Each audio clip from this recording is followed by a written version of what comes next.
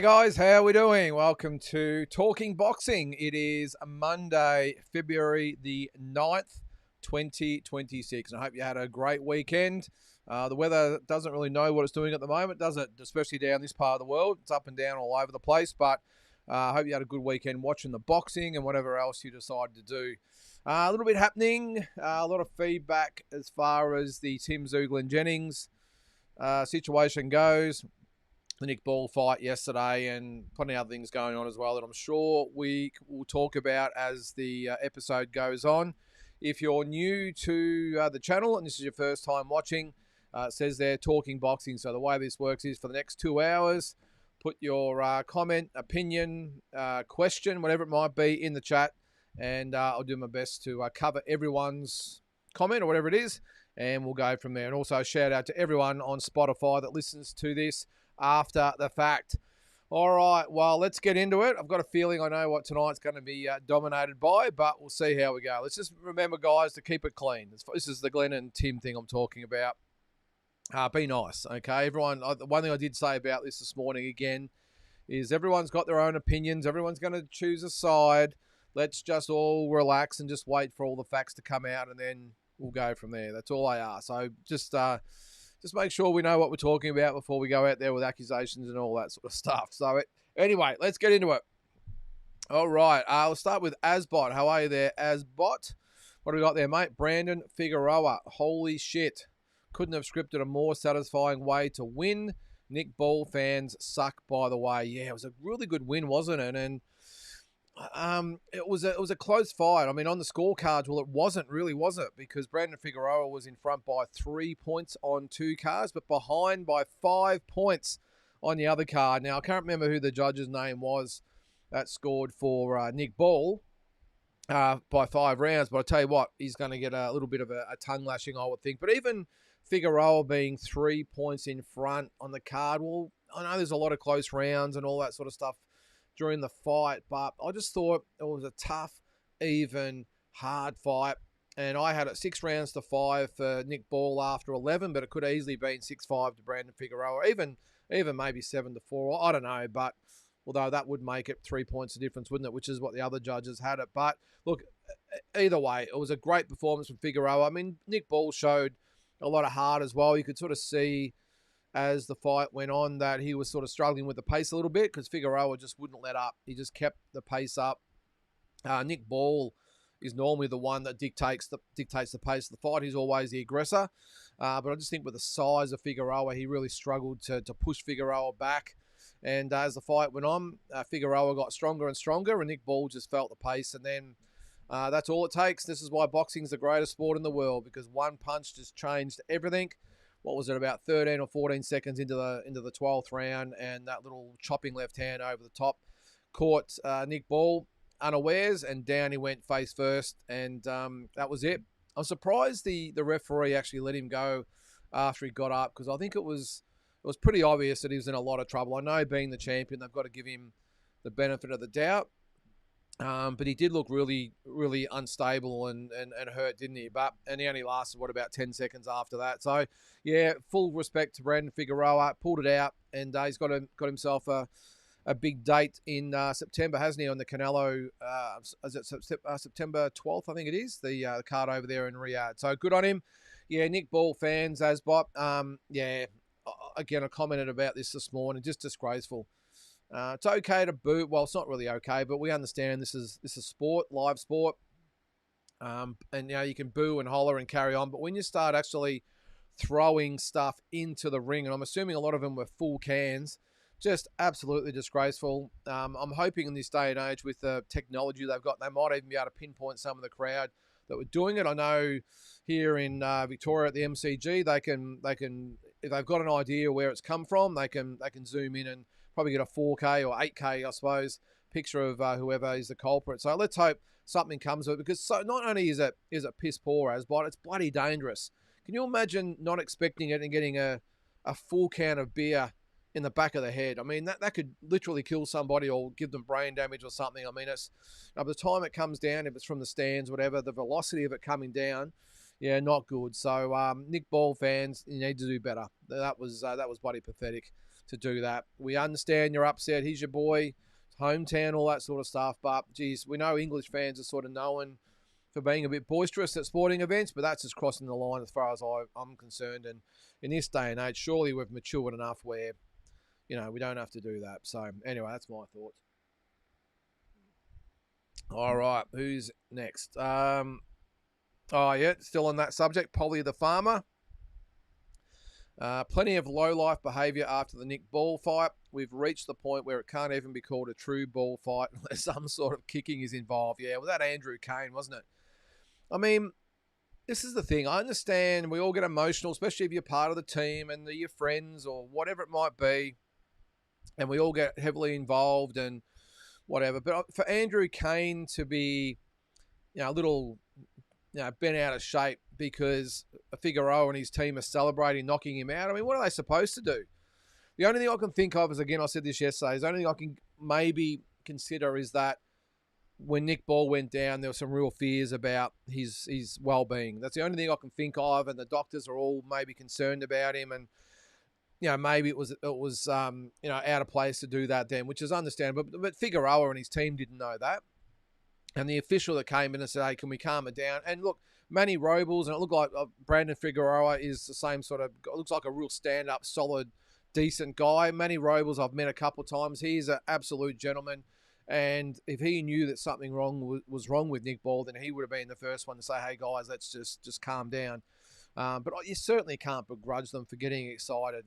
And to their credit, once they actually were told to calm down, you could see Manny Robles look over at Nick Ball and say, all right, boys, let's just calm down. Meanwhile, there's, full cans of beer being pelted at them. Just, not good. So, but Andrew Kane, he needs to be reprimanded, fined, suspended, whatever it might be, for doing that and lashing out with his legs. Not cool either, Polly. So, I've got a little bit of growing up to do in Liverpool, I think. All right, old mate Big J, what do you got for? I can see you've got a few different ones there, but I'll try and mix them up a little bit. All right, hey mate, thanks again for the fight poster. Nice to see you've got your bearings back and know what day it is. Yeah, still angry you lost all that footage of me in the chump in Perth. Yeah, sorry about that. Yeah, well, no dramas with the fight poster, but Big J, can you do me a favour? Can you stick it up properly? All right, because the way you've got it stuck up, it's going to last about a week, and it's going to be no good. All right, and I'm not going to send you another one. All right, so stick it up properly, get a frame, get some blue tack on the window, do something. But you can't leave it like that all scrolled up. I mean, let's have a little bit of pride in your set there, Big J. I know you're a bit no frills, and as you say, you like to hit them between the eyes, but let's have a bit of pride. Look at this. See, a little bit of pride in your surroundings. I know looks like you're outside in your backyard and everything. That's fine. But it's not too much just to stick the poster up properly there, Big J. Just do me a favour, because my OCD was kicking in. I saw a video when you've got it, because I thought he's got the video, so I'll wait and see if he's actually got it up, and there it was. But the OCD kicked in. I was like, Big J, can you please stick it up properly, because the way it's all scrunched or rolled up on the sides really makes me not be able to sleep at night. What's that there? Oh, my bearings back. Yeah, well, we didn't see yesterday. I uploaded the video, which normally takes about an hour and a half to do, by the way. And I uploaded, I think, Friday or Saturday's episode. So, yeah, so it was a little bit late. So apologies to everyone that went to see it. I think that by the time I think you messaged me, Big J, I think there was 3 or 4 comments on there saying, hey, you dill, you've uploaded the wrong video. So I got rid of it quickly and re-uploaded it. And thankfully, there's probably about, what do we normally get, about 350 to 450 views. Probably about 400 people wouldn't have even known the difference. So it was all good. And sorry about the footage there, Big J. Not much I can do about it, unfortunately. What else have we got there? I'll go through a couple of others. Drew, how are you, Drew? I really feel like Eddie Hearn completely mismanaged the limited time he was involved with Jai's career. And again, apologies if these are out of order here, guys, but I'll do my best. Maybe promoters or managers just find it easier, mainly dealing with the boys' club cash cows. Yeah, maybe, Drew. I think he 100% mismanaged his time with Jai Pattaya. And it's probably, look, in my opinion, know, what would you call it? Well, I can understand why they've parted ways. I mean, Mick Francis and Jai would have paired up with Eddie Hearn or partnered up with Eddie Hearn in the belief that he's one of the main players in world boxing and he could have gotten them all the fights that they're after. And Eddie didn't really do anything for them.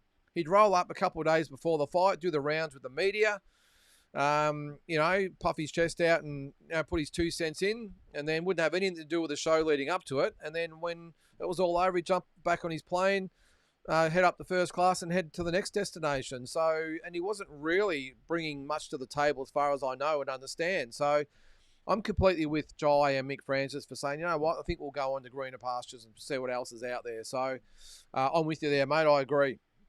What's out there? Maybe promoters or managers just find it easier, mainly dealing with the boys' club cash cows. Yeah, no, they do. They do. Especially someone like Eddie Hearn. He's got so many fighters on his books. Oscar De La Hoya is probably the same. When you've got to put your attention in certain areas. Well, obviously you're going to focus on the ones that earn you the most money and get you the most attention, I suppose. So I can't begrudge Eddie for doing that. But Oscar does it with Virgil Ortiz. Eddie's doing it with Anthony Joshua, Conor Ben. So they've all done it. And even Top Rank, with Inoue and these types of guys. So it is what it is.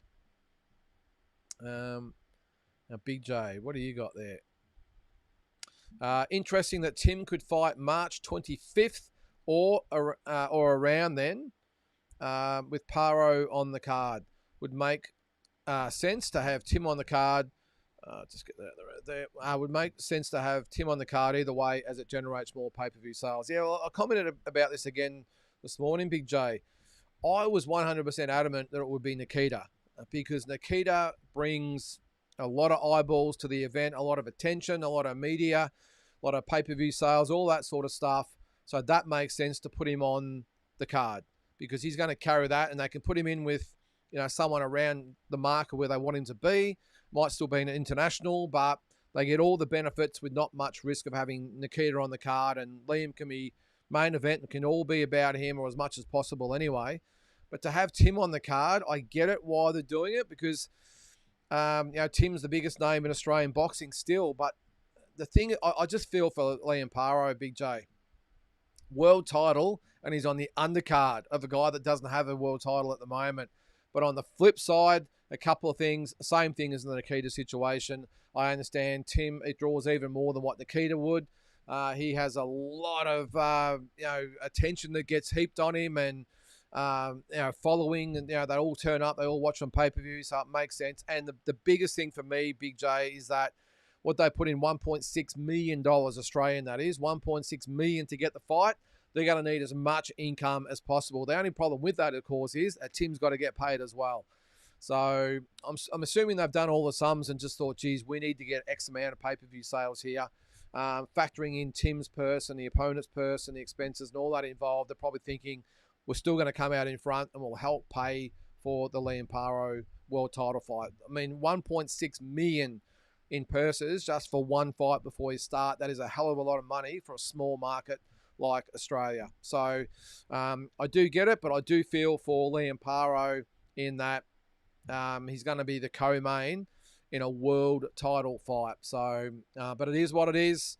I remember this happening even back when I was promoting in 2018. Now, I know it doesn't make a lot of sense now because Tim's such a megastar, but we had Andrew Maloney and Tim Tszyu on the same card.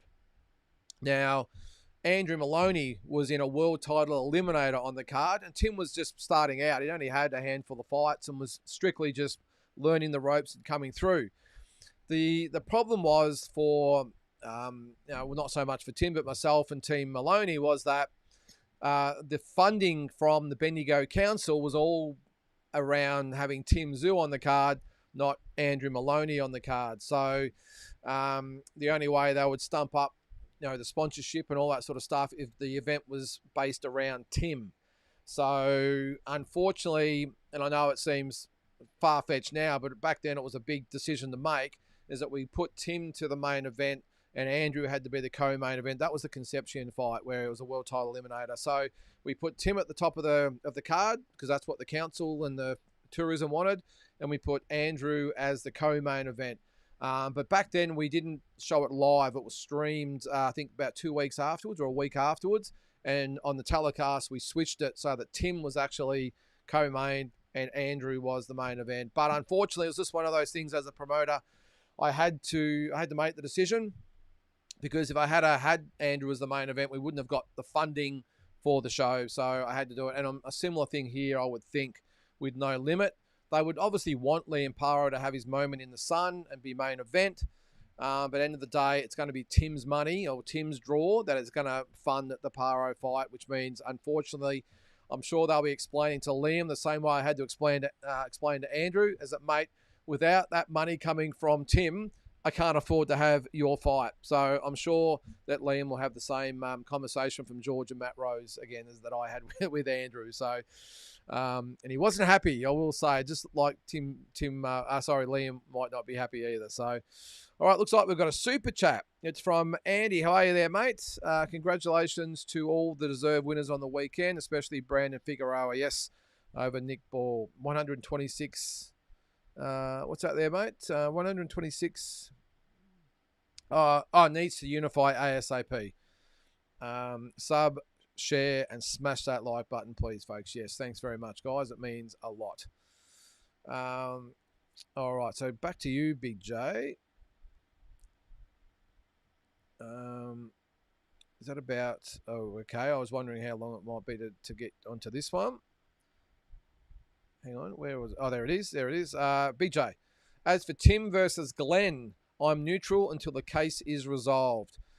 People making judgments now are misinformed idiots. Well, it's a bold thing to call them idiots, BJ. Look, the thing is, and I know we've all been guilty of it at different stages of our lives, where we see something, we read something, and we make assumptions straight away and jump to conclusions. Now, in this instance here, the team, Tim, are all going, well, Glenn's just trying to rip Tim off, and the contract, he's ripping him off with the contract, and he's trying to take advantage of him. And then the ones that are Team Glenn are saying, geez, mate, you signed the contract.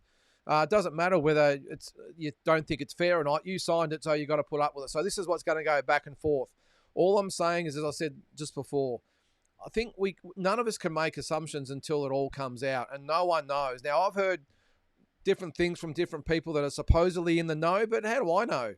And how do they know, more importantly? I mean, they didn't sit in on the meetings and sign the contracts with Glenn and Tim. So I think at the moment we're all just guessing. So I'm with you. I'm neutral. But I will stand by my comments in Walking Boxing a couple of days ago about the individuals involved. Now, Tim, for me, has always been a great guy. He's always been great to me.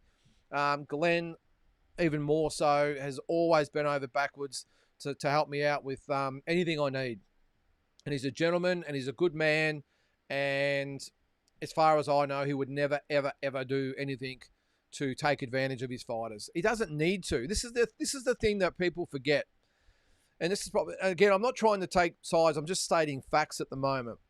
Is that if you know Glenn, and he would never sort of come out and say this because he's a very humble type of guy, but the guy's worth a fair bit. Okay? He's worked hard through his life with his company, his collectibles, and all that sort of stuff. He's done all right in his life. Let's just say that he doesn't need to take advantage of his fighters.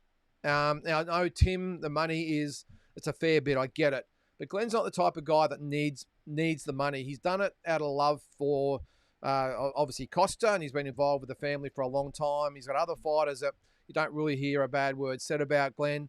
I've just got to go by that, and especially the way I've been treated by Glenn. He's never been anything but a gentleman to me. And same as Tim, by the way. He's always been great. When I've seen him, whether it be at the fights in Sydney, Brisbane, in Vegas, he was awesome. I think I showed it on my video last year. Was it last year? Yeah, with the second Fundora fight. I sort of got swept up in the entourage as they were leaving the way in to go out to get the limo back to the hotel or wherever they were going. I got swept up in the little entourage I had there, found myself outside, and Tim took the time to have a chat, have a photo, all that sort of stuff. I'm just saying, let's just, be careful on both sides, because I can see both the points of view, but at the end of the day, no one really knows for a fact what was in that contract. And until they do, I don't think anyone's really got a basis to say who's right and wrong. And I know the other thing that's been brought up a fair bit, I know I'm going to fall behind here, but Big J, you asked the question. I know the big thing is going to be brought up, and it has been brought up by a couple of people I've spoken to. Oh, well, Glenn got on TV and said, he just wanted Tim to be happy and successful and was happy to move on. I get that, but what is he supposed to say? It was fresh off the announcement. Glenn, you could tell he was obviously hurting at the time. He's got a microphone stuck in his face. I know he could easily say, no, I'm not going to comment tonight, but I think it was an Akita fight, was it? It was one of the fights anyway where he had a fighter on and he was asked a question. He had the microphone in his face and he just said, I think what he said, what he needed to say to diffuse the whole situation and satisfy the audience, satisfy the interviewer, and that's all it was. But behind closed doors, obviously there's been a lot more going on between the two. And if you listen to what Glenn's saying, he's saying, I've been trying to reach out to Tim since this has all happened to sit down and work this out amicably, and he hasn't done it. So I've got a feeling when Glenn said what he did on TV that night about, I just want Tim to be happy and successful and happy to just to cut ties and go. Again, I think it's what he needed to say to appease everybody. But I think he genuinely thought that at some stage he would sit down with Tim and away from the cameras and everything, and they would actually sit down and work out a nice little exit plan where no one would need to know what would happen or did happen, and they could part ways and still be on good terms. Glenn's always going to be hurt from it. Of course he is. Of course, he's like a son to him. Of course he's going to be hurt. But I think he genuinely thought that at some stage they would sit down, sort it out. There would be a check written. Mightn't be what Glenn was totally entitled to, but enough just to say, hey, Tim, all right, I've got my little pound of flesh now. Off you go, and we can move on. Because I don't think in any way that Glenn has at any stage. Again, I can't speak for him, but I'm just sort of guessing here. My thoughts would be that Glenn this would be absolutely breaking his heart to do this, but at the end of the day, Tim has just walked away from an ironclad contract and has made no attempt to either sit down with Glenn to sort it out, and more importantly, just write him a compensation check to say, hey, Glenn, thanks very much for your efforts. Can we agree on a middle ground and we can go our separate ways? So I think Glenn has almost been backed into a corner by this by saying, all right, if you want to play that way, then I'm gonna do what I have to do. So, and then I also understand that Tim has got people that know in his ear saying, Tim, you've got a case here, mate. That's not right. That is not right. And I'm speaking, of course, of maybe Jeff Fennick. He's probably been very vocal about it. But he's obviously had people that have spoken to him about it, and he thinks he's got a case. So I understand it's it's a free world, free country, and if you think you've been wronged, then by all by all accounts, go and do what you got to do. But it's again going to be really interesting to see how it pans out. And again, I'll say it. I said it 10 times in the video yesterday and the day before. It's still a very, very sad predicament everyone finds themselves in, and the Australian boxing crowd is sort of going to get caught up in the middle of it, aren't they, as well? So I'm just hoping they can sort it out. I would even hope even more that the two lawyers, now that they're involved, would say to Tim and Glenn, hey, do we really want to have this play out in the Supreme Court and cost everyone a shitload of money? I know they're probably up for it because they're going to make a fair bit out of it, but they would actually say, hey, guys, can we at least come together? The two lawyers could even speak and maybe sort it out amongst themselves. And maybe Tim and Glenn don't even necessarily even have to be in there together. But the lawyers can sit down and sort it out, go back and forth, and we can sort something out before this goes to court. Let's hope so, because I think a lot of Tim as a guy and a fighter, and as I said, Glenn has been nothing short of just an absolute gentleman and a fantastic guy to deal with over the years. And I don't think he would intentionally take advantage of anyone when he doesn't have to. So just my opinion, Big J. Now I've said that. Now I need a drink. I've gone on my soapbox. All right. Big J, in addition to this, we will never actually know what happened between Tim and Glenn, as it's just who's had the better lawyers if it goes to court. Yeah, unfortunately, but that's what it might come down to as well. We will see. All right, Drew. Still on Tim. One would hope Tim's contract with Glenn is watertight with the terms and conditions. If it is then, surely it shouldn't be too hard to decipher who the final result should favour. Yeah, well, that's the big decision the judge is going to have to come to, isn't it? He's going to have one with Glenn with his watertight contract, if it is watertight, knowing Glenn it probably would be. He's got the ironclad contract there, as I said, the watertight one. Then you've got Tim saying, well, the contract's there, and his team arguing that it's there, but it is far too much skewed in Glenn's favour. Maybe he didn't have representation, although I don't see that as an excuse. I don't know. Maybe he thinks he was intimidated into signing the contract. I don't know. But this is the stuff they're going to have to come to terms with, I suppose. And let's just hope it's done in the easiest way possible. We will see. All right. Richard, I would like to see a Zuffa show if they would ever bring a card here with Jai headlining it. It's a good question there, Richard. I wouldn't mind that either. I would imagine that at some stage, Zuffa will go on the road. At the moment, they're obviously planted themselves in Las Vegas at the training facility. I'm still filthy that it looks like Jai is going to have to fight in that training facility in front of 300 people, by the way, but he's decided to do it and he's happy with it, then happy days. But yeah, I would think, just like the UFC, Richard, at some stage they'll get on the road around the world once they're more established and the system and structure and all that's in place. And they've probably got a lot of staff and all that they've got to bring on there as well. So I think at some stage they'll bring it out here. And you would think even that Jai, when he sat down and spoke to them, would have been, well, I would really love to get home and have a big fight in Australia. It's great to come over here and get myself known and be on the cards over there. And Jai would love fighting in America, by the way. But I would think at some stage he's going to want to come home. Or maybe he doesn't. He's had his last, 3 or 4 fights here. So maybe he's like, all right, I've had enough. And if the Australian public won't embrace me the way I think they should, then maybe I'll just say thanks very much and go overseas. Who knows? Drew, I was enormously disappointed to see Jai potentially fighting Glanton instead of a unification fight with Michelanian. Starting to wonder if Zuffa will be a false utopia too. Yeah, well, let's give him a chance, Drew.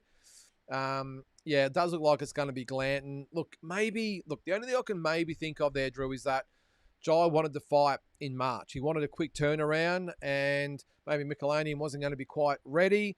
Maybe Zuffa, they wanted Jai to fight straight away, but didn't have time to make the Michelanian fight and get it all sorted out. And I mean, there's still a lot of posturing and negotiating to go on between those parties because Michelanian isn't a Zuffa fighter. Okay, so I don't think he is anyway. No, so there's going to be negotiations there. It's not a matter of Dana White just saying, right, Jai, you're fighting Michelanian. This is what you're going to get paid. Right, let's go.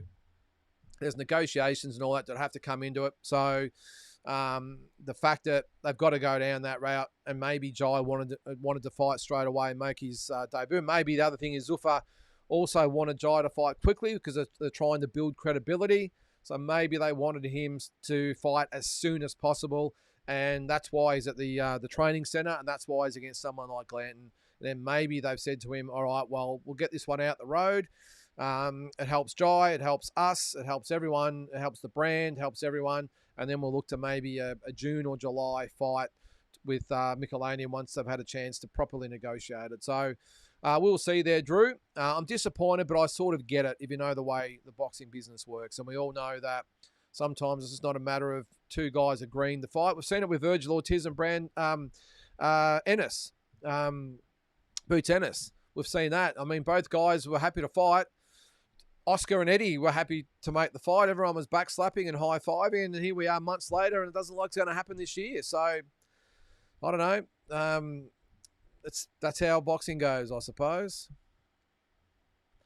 All right, back to Tim and Glenn. Without taking sides and from an objective point of view, I find it crazy how people say Glenn has made enough money from Tim, and should just let him go irrespective of what's going on. With you there, Drew. And this is not just with Glenn and Tim. Just because someone's made a lot of money for a fighter doesn't mean that if the fighter wants to go, they could just say, "Oh, okay, all good. Thanks very much. You might cost me $1 million in future earnings. That's okay. I just want what's best for you." I mean, that's not the way it works. I can imagine Glenn with some fighters who don't make a lot of money. If this come up, he'd say, "All right, if you don't want to be with me, all right, off you go.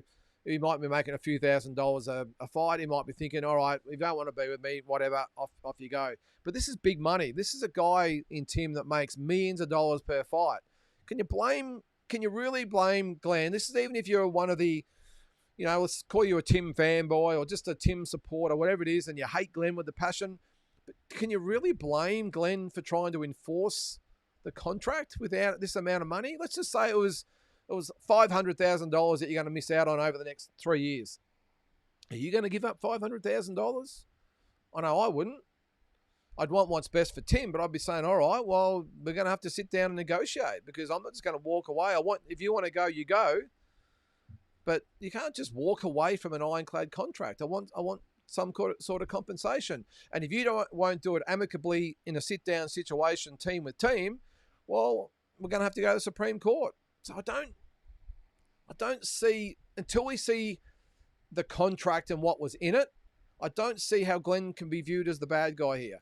Now, if it comes out in the contract and we all read the contract and go, oh my God, are you kidding me? That was in the contract and he's been taking this and enforcing that and doing this. Well, and that's a different story. But as it stands at the moment, I've got to give round one to Glenn, just purely and solely based on the fact that there is an ironclad contract in place and Tim has walked away from it. I mean, this is just it. Again, it's not taking sides, it's viewing the facts. And if you view the facts as they are, Tim Tszyu, with a current contract, has walked away, and Glenn is just saying, all right, if you walk away, then I want to be compensated. And as I said, if down the track it comes back that the contract was just horrifying as far as what was in it, okay, well then it might be a round each. Okay, and then we go to the deciding round of what the judge actually thinks. So this is all the things we have to think about at the moment. As I said, even if you're the most ardent Glenn Jennings hater, how could you possibly begrudge him for trying to enforce his contract? I don't get it. Anyway, we'll move on. What have we got? Tony. I think I've covered everyone so far. What are your thoughts on the way Deontay conducted himself on TalkSport Boxing? I was waiting for this one to come up. With Simon Jordan. He really worked himself up when asked about Tyson Fury, so much so he bought out the race card. I was pretty pissed by the whole thing, Tony. I thought it was a little more funny at the start. I thought, with Derek Chisora there, he was egging Deontay Wilder on. And, look, maybe the Simon Jordan was his name, was it? The guy that was asking the questions. Maybe he was being a little bit cheeky and everything else. But for the way Deontay Wilder just suddenly fired up and started to say to him, you don't understand and this and that, you're a white man and you wouldn't understand. Well, I mean, I could not blame Simon Jordan for looking around and saying, am I in the twilight zone here? What has just happened? I've got a guy I'm asking about Tyson Fury, and all of a sudden he's basically called me a racist and says I wouldn't understand what a black man feels. And you could see the look in Simon Jordan's face thinking, hang on, did someone else ask a question here that I didn't hear, but he's blaming me?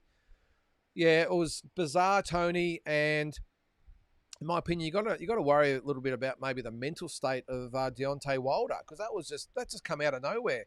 And all he literally did was want to talk to him about Tyson Fury, and all of a sudden he's being told he doesn't understand the plights of the black man. So it's got me buggered. Look, in this day and age, Tony, I'm getting a little bit over this, if I'm being honest, without going into political stuff. And I know you're always open yourself up the minute you start to talk about this stuff, but I'm sick and tired of any time this sort of thing comes up, the race card gets played, and all of a sudden everyone's made to, the character is pretty much assassinated. If you're in the unfortunate position of being that person being targeted. So I don't like it, Tony, and I think Deontay Wilder should apologise to Simon Jordan. I really do. So I'm changing subject very, very quickly, though, after that. All right, I think I'm out of... All right, here we go. I'll try and get back onto some sort of... the right path here, because I've got a couple of comments I can see there that are in responses to comments I haven't seen yet. So anyway, all right, Richard, random question, but what did you think of Ben Kelleher?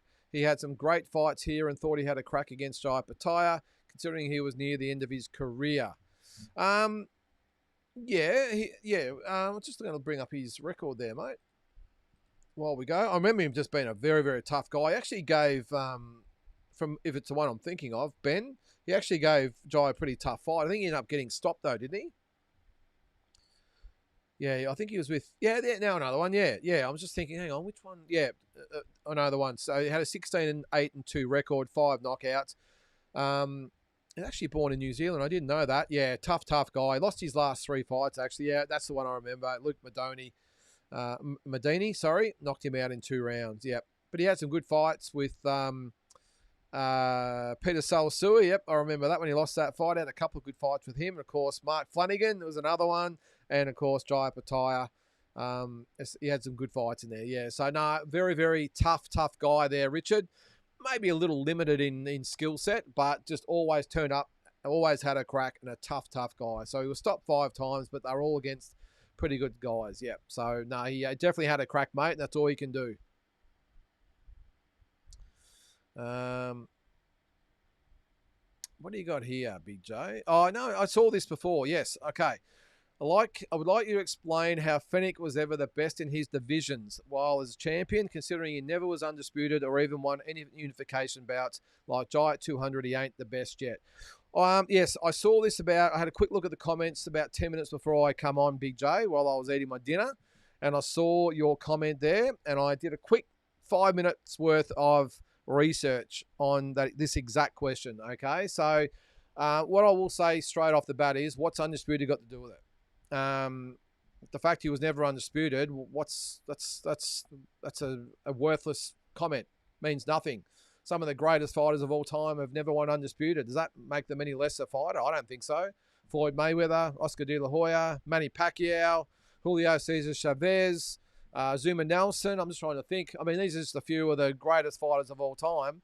Never had undisputed, so I think you can put a line straight through that. I mean, look, it probably helps fighters like a Canelo Alvarez or a Terence Crawford, these types of guys who have won multiple undisputed titles. I think if the argument ever come up where they rank in history, you could obviously point to, well, hang on, they're 2-3 times undisputed champion, whatever it was, would give you a fair bit of ammunition. But I don't think being undisputed has anything to do with where you rank in all-time rankings. As I said, it helps, but doesn't define you because, as I said, all those fighters before, none of them were undisputed champions, and they're all in the greatest fighters of all time, all Hall of Famers. So I'll put a line through that straight away. So what's the question there? How Fenech was ever the best in his division while as champion? All right. Well, he didn't win any unification fights, but again, I don't think that counts. I've made a list of the guys who were champion when he was around, Big J.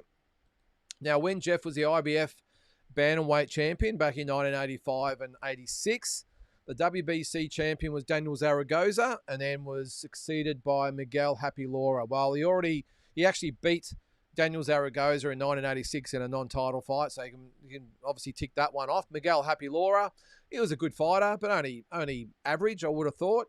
Richie Sandoval was tough. He got beaten by Gabby Canizales, who was a pretty good fighter. I don't think in either of those guys in the league of Jeff Fenech, though. And then you got Bernardo Penengo, who was just a battler as far as I'm concerned. Won the title. This is a WBA belt, by the way.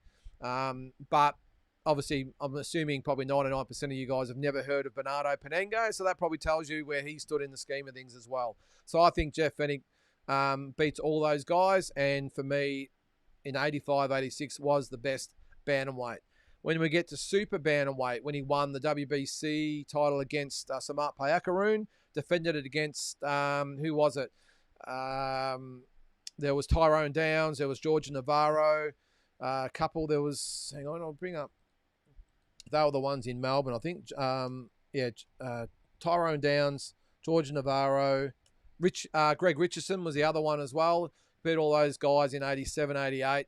So the WBA champion around that time was Louis Espinoza, and he was succeeded by Juan Jose Estrada. Now, again, I'm assuming none of you have heard of those guys out there. Neither one of them are in the Hall of Fame, so I think you could probably tick that Jeff would have had too much for those guys. And the IBF in the 87, 88 at Super Bantam was Seung Hoon Lee and Jose Sanabria. Probably fall in the same category as Louis Espinoza and Juan Jose Estrada. So I'm backing that Jeff beats both of those guys. Featherweight is a little trickier.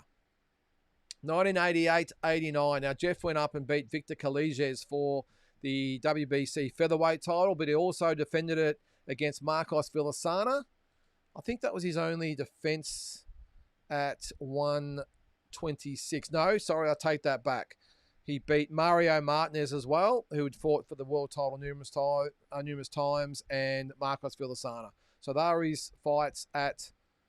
Hang on, I'll take that back. I did say Navarro, George Navarro, and Tyrone Downs, but they were actually at featherweight. I apologise.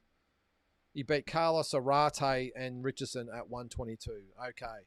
All right, so at featherweight around that time, this is where I will give you a little bit of leeway there, Big J. The WBA champion was Antonio Esparragoza, who was a very, very good fighter and was actually in the pound-for-pound Ring Magazine ratings that year in the top 10. Ranked sort of 6, 7, 8, I think, that year at in the featherweight division, but the pound-for-pound Ring Magazine rating. So he was a very good fighter. Then in the IBF, we had Kelvin Grove, who would obviously knock Jeff Fennick out about 4 or 5 years later, and Jorge Paez, who was a very, very good champion as well. So I think at bantamweight and at super bantamweight, for me, undisputably, he was number one. Featherweight, you could definitely make an argument that Esparragoza and either Grove or Paez could have given Jeff a very, very good fight, especially Esparragoza. Now, you're probably thinking, well, hang on, well, Kelvin Grove knocked Jeff out. That was a shell of Jeff Fennick, the one that fought Kelvin Grove. The one in 88 and 89, if you come up against Kelvin Grove, I'm backing him to beat Kelvin Grove. Just my opinion. Jorge Paez would have been a very, very tough fight for Jeff, but I'm pretty sure that Jeff could have out-muscled Jorge Paez over 12 rounds or 15. No, it would have been 12 rounds. Esparragoza is the one. So out of all those fighters, he's probably the one I reckon could have given Jeff a really, really good fight. So the question there, as I'm trying to explain, is how he was the best in his division. Well, I think I've done that. I don't think, apart from Esparragoza, Big J, there's any disputing at all that he was the top. And the other thing, even when it comes down to Antonio Esparragoza, Jeff Fennick in 1988, 89, and then actually into because he retired at the end of 89 or mid-89 after the Villasana fight. Jeff Fennick, this is probably the way I'll cap this, Big J, and put the exclamation mark at the end for you. Jeff Fennick was ranked number 3 pound for pound in the Ring Magazine ratings. Now, to put that in context for you, the number 1 fighter around the same time, this is pound for pound, was Mike Tyson. Number 2 was Julio Cesar Chavez. Number 3, the Marrickville Mauler, Jeff Fennick. Ahead of fighters like Pernell Whitaker. I've got the rankings here because I brought them up before. Meldrick Taylor, Azuma Nelson. This is before they fought, of course.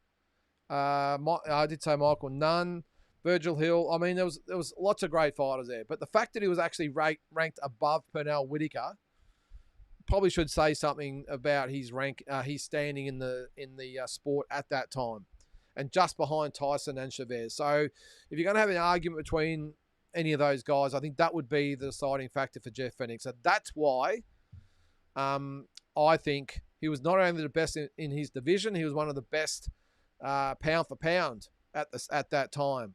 So I hope I've sort of cleared that up a little bit for you there, Big J. And Jai, look, okay, the fact he hasn't won undisputed or anything, and the fact he's only got 1 belt, or he actually technically has 2 with the ring belt, the fact he hasn't beaten Ramirez for the WBA and WBO, well, what's that got to do with it? For me, doesn't matter whether he's got the other belts, he's still the best 200-pounder in the division. So I'm not sure why you're looking for faults in those guys, Big J, especially Jeff Fennick. I mean, the runs are on the board. You know, it should be a 4-time world champion, 4 different divisions, Big J, 4 different divisions. And if he had got the decision against Nelson like he should have, he would have been the first undefeated fighter to ever win 4 world titles. So I don't know what you're trying to, and obviously you can see I'm a Jeff Fennick admirer, because for good reason. I mean, I don't know why you're trying to find faults in Jeff Fennick's resume, Big J, because he just won't find it. The fighters he fought at the time were the best around. He fought He won 4 titles, let's say, in very, very quick succession. So from 1985 to 1989, he'd won world titles in 3 divisions in 4 years. So, and then 91, he should have beaten Nelson. So I hope I've answered that, Big J. I hope in regards to your question, I have explained why he was the best in his division, but not just his division, mate. The top 3 pound for pound in the world overall at the time. So that's why Jeff Fennick is the man. All right, now I need another drink. Did I get that right, Big J? All right, come at me again. We've got plenty of time, I think. All right, just let me know what you think there too, guys. I want to hear your opinion. I mean, it's one thing to have your favourite fighters and everything else, but just go to the record books. It's pretty easy to do. This is the thing. People always say to me as well, I mean, probably even someone like you, Big J, well, how can you have Jeff Fennick at number 1 Aussie of all time? Well, it's very, very easy. Just go to the record books. And I know there's a little bit of a difference between the fighter that's accomplished the most compared to the best, because there's been arguments that maybe Lionel Rose or even Johnny Famechon might have been a better fighter than Jeff Fennick. Well, okay, we can argue about that all day. But when it comes down to accomplishments, no other Aussie even comes close to Jeff Fennick. No other Aussie has ever won a world title in more than 1 division. Liam Paro is going to try and be the second. Is that enough evidence for you? Whether you like Jeff Fennick or not outside the ring, it doesn't matter. All you want to throw jokes at him about stealing watches and all that sort of stuff, doesn't matter. Go to the record books, guys. 4-time world champion, undefeated when he did it. Okay, I'm just saying. And Big J, you asked, so I hope I've answered that. All right, I'll get back on track here. I'm probably way behind. All right, give me your thoughts too, guys. I want to hear it. It might take me an hour to get to your comments, but I'll get there. All right, I haven't seen Naz's comment as bot, but you agree with him about Tim and No Limit. Eddie's eyes would be on Tim for sure. I don't think Tim's had a bad run with No Limit, by the way, but still. I'd be staggered if Tim Tszyu left No Limit as bot. No, actually, no, hang on. I'll take that back. I wouldn't be surprised if he did it, but not yet. But No Limit have done so well for Tim as bot. On Naz, I think you asked the question. No Limit has made Tim a very, very rich man. I know they've copped heat for, taking the Fundora fight, then taking the Murtazalia fight, all these different things. That was more so Tim's management, not No Limit. Okay, No Limit have not only maneuvered Tim in to get maneuvered him into getting his first shot at, or being given the belt and then backing up against Mendoza. They got him back into the Fundora rematch really, really quick. They got him the Murtazalia fight coming off the first Fundora loss. I don't think they could have done anything more for Tim Tszyu. They've made him into a national superstar. They made him a very, very rich man. They've always delivered on every single thing that they would have promised him. I don't think there should be any fault with No Limit, and I don't see why they would be. Well, Tim and his team would be looking to part ways with No Limit. Okay. Eddie's a big guy on the world scene, but if Tim went with Eddie, it's sort of like the Jaya Pataya and Liam Paro situations as well. He just becomes another fighter in the stable. Eddie's got heaps of fighters, and he obviously loves the English fighters with Conor Benn and Anthony Joshua, and now he's got Boots Ennis as well. Would you really think that Tim Tszyu would really be high on his priority list? Yeah, he might put him on some shows, but mate, look at the effort and emphasis they put on Tim Tszyu when he fights. It's a massive promotion. All the fireworks, and they stack the undercard. He's not going to get that with Eddie Hearn or anyone else, I don't think. Look at when Tim fought on the PBC cards and that overseas. Yeah, okay. I mean, he's still a big name on the card, but over here, it's all based around one guy, and that's Tim Tszyu.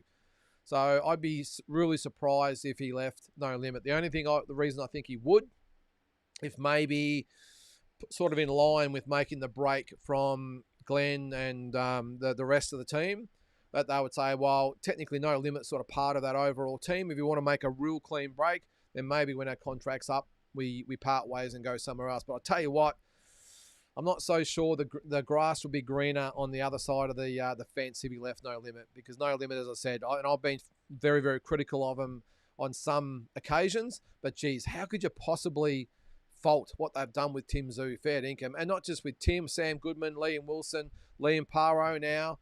They've just done great things. And I know, actually, I think Big J, you've always made a point. That's a good point, that they've never had a fighter win a world title. Tim was given the belt. I think he won the interim belt, I think it was. Was given the belt, defended it, everything else, but they've never actually had a fighter win a world title under their banner. But is that their fault? Isn't their fault to get their fighters those opportunities? It's up to the training team to make the most of those opportunities. So again, I don't think, no, I can't think of one occasion where No Limit have actually not delivered for their fighters. And if anything, they've probably over-delivered for some of their fighters. So that's just my thought. Because, I mean, you look back, did Liam Wilson really deserve the shot against Navarrete? I mean, he should have won the fight, don't get me wrong. But looking back, was he really the best fighter around at that time? I don't think he was. But No Limit got him that opportunity. And yes, he should have won the fight 100%. And I hope he gets another shot and he beats Navarrete. But was he really the guy at the time that should have been the one fighting Navarrete? No. He was an unknown guy from Australia. No Limit and his management team as well. And his trainer, everyone, Benny Harrington, everyone else, they manoeuvred him into getting that shot. Sam Goodman, arguably, maybe shouldn't have got the Nick Ball fight, but they manoeuvred him into that. They've done a great job with Liam Paro. Anyway, I could continue on, but I don't think No Limit have done anything wrong when it comes to their fighters. Some of their shows, the money they charge for pay-per-views, all that sort of stuff, I know they get a lot of shade thrown at them for that. That's a different conversation. What they've done for their fighters under their umbrella cannot be faulted, if you ask me. And it's up to the fighters whether they win. It's up to No Limit to get them the chances. So there you go. All right. Naz, sure. Oh, this is the. Oh no, hang on. Surely Matchroom try and link up with Tasman again if they're if they're charging. What's that? If they had Honey, Sky, Terramona, Maloney, Mahoney, McIntyre, Wiley, etc. It's arguable they've got a better roster than No Limits cards. Yeah, it's probably arguable there. Naz, I think I'd still probably back No Limit with the Zoo Boys and Liam Wilson and Liam Paro and Sam Goodman. Maybe pretty comparable. I'm not sure whether Tasman would probably want to hook up with Matchroom again, Naz. I'm not sure, but it would make sense. If Eddie Hearn is really serious about coming into Australia, he'd be giving Mick Francis a call and saying, hey, Mick, hey, mate, I know we've had a bit of a fallout over Terramona and Jai, but I've got a way that I can get your fighters on big cards, keep them active, and you don't have to put shows on. Because I don't think Mick is a big one for putting shows on anymore. He's more of a manager to these guys these days. So if Eddie Hearn came in, I think it would be a really good match where Matchroom get a whole stable of very, very good world-class fighters, and Tasman and Mick Francis get to have all their guys on big shows, and they don't have to put their hand in the pocket. So I think it's a win-win. And as I said, Naz, if I was Eddie and maybe even Mick, I'd be making the call and saying, hey, let's get together for a coffee. All right, there's Eminem. How are you there, mate? All right. And still with Naz. Eddie Hearn said in a couple of interviews this week that he was told by Matt Rose that Crocker versus Paro would be March the 5th. So they would look to head over here next week. Yeah, well, it's going to come around really quick, isn't it? I heard March 22nd, Naz, but look, anything's possible. It won't be March 29th, I wouldn't have thought, because that is the day that Sebastian Fundora fights Keith Thurman. I would think that what they would want is for Tim, I'm talking with the Tim Tszyu situation here, being on that same card, if that does happen, they would want Tim to fight 1 week and then to have maybe, who knows, Thurman beats Fundora in an upset the week after, and then they can maybe start a bit of momentum about that fight. But for Crocker and Paro, yeah, March 5th, I think it's a bit too soon, Naz. I think it's only 3 weeks away. 4 weeks away, whatever it is. I think it's a little bit early. I would think the 22nd makes a little bit more sense to me, but who knows? You would think that, and I've spoken to a few people in the know in the last few days, and they're sort of in agreement with me about the 22nd. And they, as far as they know, nothing's been said to them. So I'm going to rely on them, but Again, mate, I would probably go the 22nd, which is a Sunday. March the 5th must be a what is that? A Wednesday, is it? What do you got there? March the 5th. That's actually a Thursday, the 5th. Who knows, Naz? Either way, it doesn't matter. It's going to be happening. That's all that matters. Eminem was hoping we'd have a Justice Hoodie fight by now, or even at least one scheduled. Have you heard anything about Hoodie? No, Eminem. I did ask a couple of sources in the last few days, and not much is happening. Now, he was supposed to fight with Tully, but there's been no date. I've got a feeling, I did hear that Tasman were looking to do a show. Well, that sort of flies in the face of what we just spoke about, that Tasman were looking to do a fight in March. But if you've got the 22nd already out of the picture, it'd have to be earlier than that. So it would have to be within the next sort of 4 to 5 weeks. So I would doubt it. But I think I heard that Eddie Hearn's first show is going to be in May. I doubt they would wait until May, because that's pretty much, 5 months after they were supposed to fight in the first place. So don't know, mate, but no, I'd be guessing if I said I knew. Matchroom historically usually invest in young talent, hoping they get guys like Manu, Birchall, and McConnell or O'Connell on their books for the Oz cards. Yeah, just stay tuned with all that. I mean, Benji Birchall can't fight in Australia at the moment, Naz, because I think he's still a junior. I think he's only like 15 or 16. So he can't fight in Australia until he's 18. Which is why I was just piling up the fights over in Thailand. I think he actually had a fight over the weekend, didn't he? And won some sort of title, I think. So, good on him. But he's just cutting his teeth over there in Thailand at the moment. He will do for the next couple of years. He'll probably come back with 15 or 20 fights under his belt, and then he can relaunch from there. But Dave Birchall, his dad and trainer and manager, I'm assuming, doing a really good job. Just getting his feet wet in the professional boxing ranks, and when he's 18, he'll be ready to launch. Rather than being over here in the amateurs, not really getting probably a lot of chances. May as well just keep fighting all different types of fighters over there and trying different things and working on different things. And when he comes back, he'll be ready to launch for real. And Cooper O'Connell, Naz, is actually over in the States again. He's gone back after Christmas. Had a few issues with his eyes, apparently. He had to have a bit of work on his eyes. So he's had that done, and he's back over in the States at the moment. And just stay tuned for some big news on Cooper. He could could be fighting on a very, very big card in the very near future over in Vegas. So keep an eye on that one. And Manu, well, yeah, he's ranked in the top, is it 15 with the IBF, I think it is. At 140 is Manu, and hopefully he gets a shot too, Naz. Really, really good guy and a good fighter. Naz, I'm not sure how long Tim has left with no limit. Oh, okay, but this is about the question before. But I wouldn't count out Matchroom putting a big offer to him.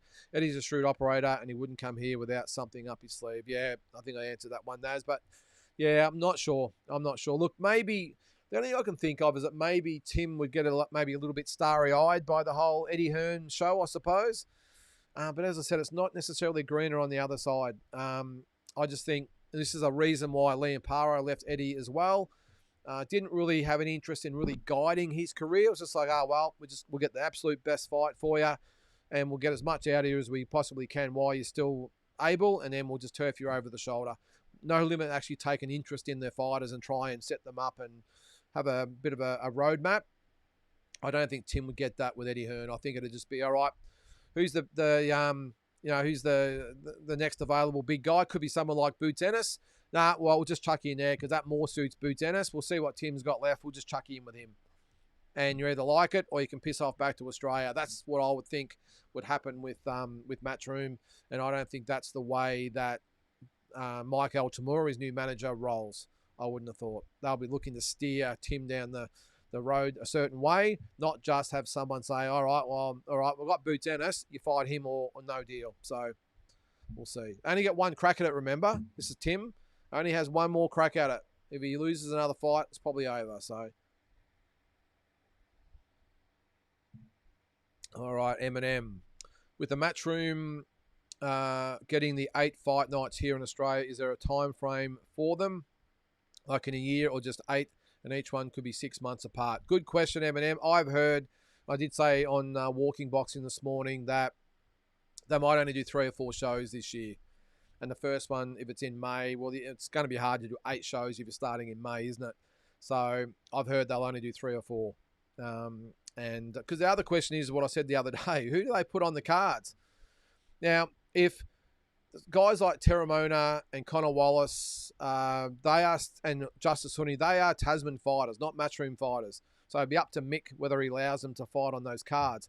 The only really legitimate matchroom fighters here in Australia, Sky Nicholson, Jake Wiley, and I've got a feeling that maybe Terramona, there might be a joint sort of thing happening there. I'm not sure. Although Mick won that court case, didn't he?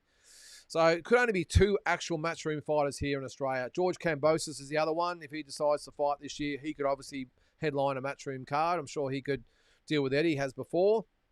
But how do you fill 8 fight nights with those fighters and plus an undercard? So it's going to be tough, but I've heard that maybe for this year, they'll only do those shows. But who knows? You're right. Maybe the 8 fights is over a calendar year. So if they do one in May, they've got until May next year to do the whole 8 shows. I'm not sure, mate, and they would have to be looking at what No Limit are doing as well. I'm sure they've got the calendars out coordinating because obviously Main Event and Foxtel and DAZN wouldn't want all their shows just falling on top of each other. That's not good business. Eminem, Opataya, Paro, Tim and Nikita, fight news imminent. You'd think this week, surely. You would think so, Eminem. While Jai is supposed to be fighting on, the 8th of March, was it? Is that the date? I think it was. Yes, the 8th of March, which is a Sunday in America, so it'll be a Monday here. Geez, fair dinkum. Not doing us any favours over in Australia, are they? But yeah, so he's fighting March the 8th, which is a month away. So surely they've got to get an opponent for him. Liam Parra, as I said, I reckon they've got a little bit of time. I reckon they only need maybe a 4 to 5 week turnaround on that. So I'd probably, what was that? If I said it was the 22nd, maybe a week, worst case 2 weeks, I would think Eminem for Paro. And Tim would be the same. If that is going to be the case, it'd be Tim at the same time. I did hear, this is the other thing though, and I'm sure you've seen it as well, there is talk that Tim might actually fight in Melbourne.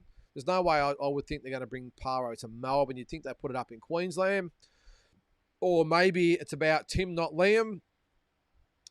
Liam Paro just fights wherever we decide to put the Tim Tszyu fight. I don't know. But you would think the least they could do for Liam is put the fight in Queensland. So he might be the co-main, but at least it's in Queensland. So, he's still got a bit of attention to him. Because if he comes and fights in Melbourne, I mean, the fight's just going to get lost in the Tim Tszyu show, isn't it? So, and Nikita Tszyu is the one, Eminem. I wouldn't be surprised if they wait a little bit longer for Nikita. He had a pretty tough camp in the lead up to the Zarafa fight. I know it only went 2 rounds, but I wouldn't be surprised if they put him off to April or May even. I wouldn't have thought so. Just to give him a bit of air or fresh air or time away after that really tough camp with Zarafa, and then get another sort of couple of fights into him for the rest of the year. Eminem, Benji Bertrand now 6-0 after another victory on the weekend. 16 years old. Yep, there he is. That's crazy, isn't it? 16-year-old over there fighting grown men. Cal, what's your thoughts on the Glenn Jennings and Tim saga? Still love Monday nights. Well, thanks, Cal. I think you've all heard my thoughts on Glenn and Tim so far. So if you didn't catch earlier, Cal, just go back and watch because I went right over it. Probably went over it too much. Utopia Blue. What do you got there, mate? So I just saw the Elvis M concert at Sydney's IMAX with Baz Luhrmann presenting, and it was truly epic. Do you think Tim has a chance versus Kelly? Cheers, Flash. The Elvis show at the IMAX. Okay, I didn't know about that Utopia, but I hope you enjoyed it there, mate. Do you think Tim has a chance versus Kelly? Yeah, 100% he does. I would think that's a great matchup for Tim Tszyu. I don't think Josh Kelly has the power to worry Tim. So I think it'll be a case of Tim. Yeah, I think Tim having a good opportunity to walk Kelly down. That would be a really good opportunity for Tim to get another belt. He's not obviously tall and lanky like Fundora. He's not a killer like Murtazaliev. So, yeah, why not? I think obviously he's very, very good on his feet. Fast with his hands. This is Josh Kelly. But I think Tim could walk him down and beat Josh Kelly 100%. If Kelly fights Murtazaliev next, though, or Boots Ennis, yeah, I think the chances of them fighting would be nil, I would say, because I reckon Ennis will beat Josh Kelly easily, and I wouldn't be surprised if Murtazaliev gets it right this time after having a fight under his belt. What's this, Cal? I would like to know the contract Glenn has with Nikita. Well, I've heard, just what I've heard, this is not fact, I've heard it's exactly the same contract that he has with Tim and all the other fighters out there. Just what I've heard. But again, the people have told me, how do they really know? So I'm just going by what I've been told, that it's the same contract that he has with Tim. So, yeah, and all the other fighters out there. So, all right. Ryan, how are you, Ryan? I seen on Big J's channel a few days ago, you sent him a Zoo versus a Rafa poster. Yes, I'm assuming my poster is still in the post. Damn you, Australia Post. Kidding, mate. Great show. Hey, well, I can get anyone out there posters. Just let me know. I can get them for you. Because we get them because we put the fights on at the pub, of course. We get them. But I've also got a commercial printer. So the type, because we do all our own posters for all our stores, and we do T-shirts and we do everything. So it's a proper printer that they use in proper commercial printing businesses. So if you want a poster, let me know. If you're willing to pay the postage, I'm happy to print off whatever poster you want and send them out to you. There you go. I won't charge you for the poster. You just got to pay for postage. So if you want any of these fight night ones, let me know and I'll send you a proper poster. Just let me know. Hang on. Ding, ding, ding, ding, ding. There goes my phone. I've got 10 requests already. Nah.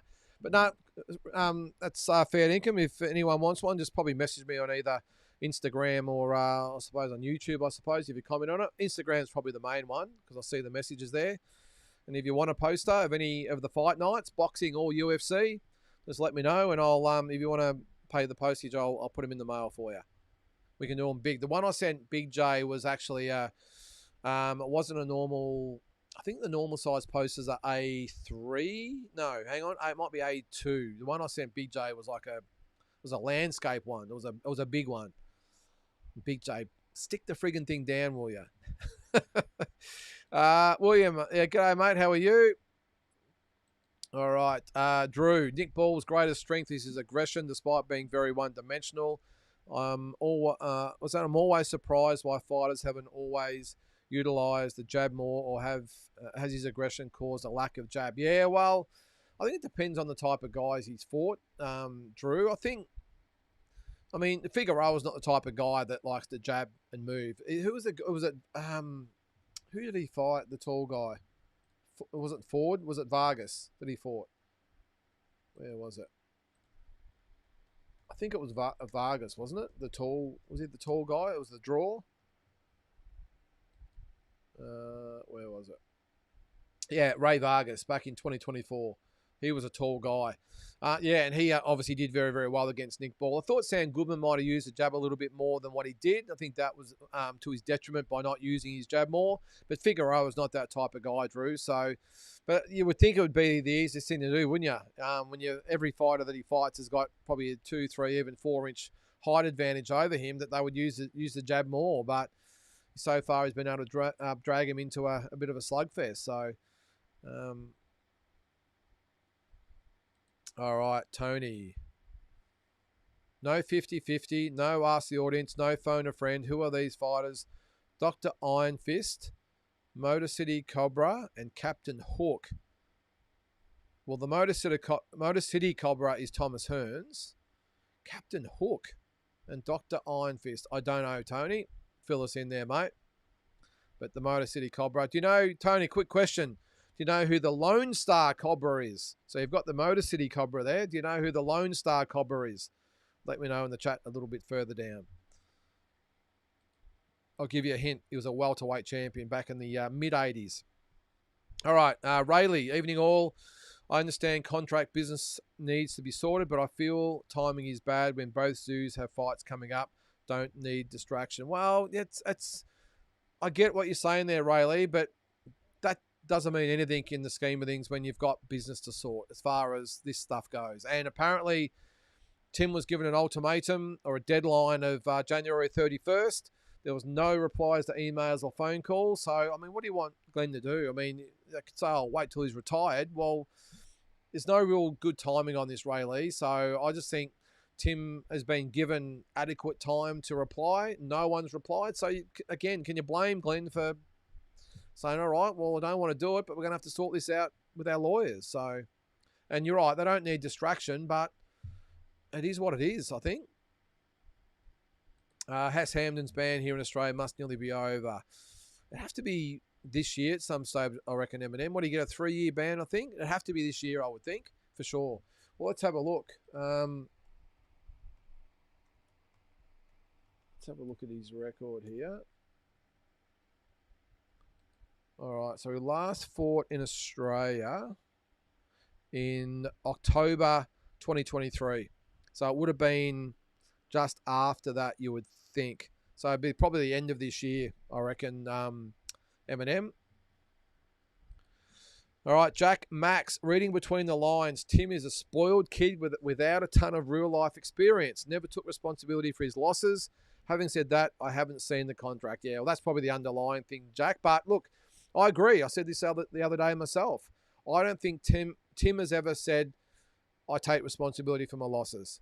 I took responsibility for the wins, but never really took responsibility for the losses. I would have liked Tim to come out after the first Fundora fight and said about taking the Fundora fight, not the cut, because I still blame the corner for that. That was really, really bad management in the corner by his team. But as far as taking the Fundora fight, I reckon they all would have sat down and talked about it. I reckon Tim would have been adamant that he was going to fight on that card. It was the main event, T-Mobile Arena, PBC, all that sort of stuff. I think that he would have just said, get me anyone, I don't care. I'm not going to not have a fight on this card. I would have liked for him to come out after that and say along those lines that, look, when it comes to the opponent, I thought I could beat anyone. It was a bad choice. It is what it is, blah, blah, blah, blah, blah. Take a little bit of responsibility. The Barkram Murtazalia fight, do you reckon they really would have forced him to take that fight? He would have been itching to get that fight. He would have been saying, it's been offered, get me the fight. They would have sat down to talk to Tim. I have no doubt he would have said, bring it on. The second Fundora fight, he would have been saying, how good is this? Happy days, let's go. But he didn't, as far as I know, publicly anyway, accept responsibility for it. So, look, but it is what it is. I mean, a lot of fighters don't either, do they? It's not just Tim. But it just, as I said in my video yesterday, it was all good until the losses started to come, and then it was all just the team's fault. So, look, all this aside, I just hope they can sort it out. I really do. I really do. Send in some blue tack, Lynden. Yes, Big J, get some blue tack. What's that, Richard? Liverpool is one of the roughest and also patriotic parts of England. Yes, I've been there a couple of times, Richard. I went there for the Liverpool Cup.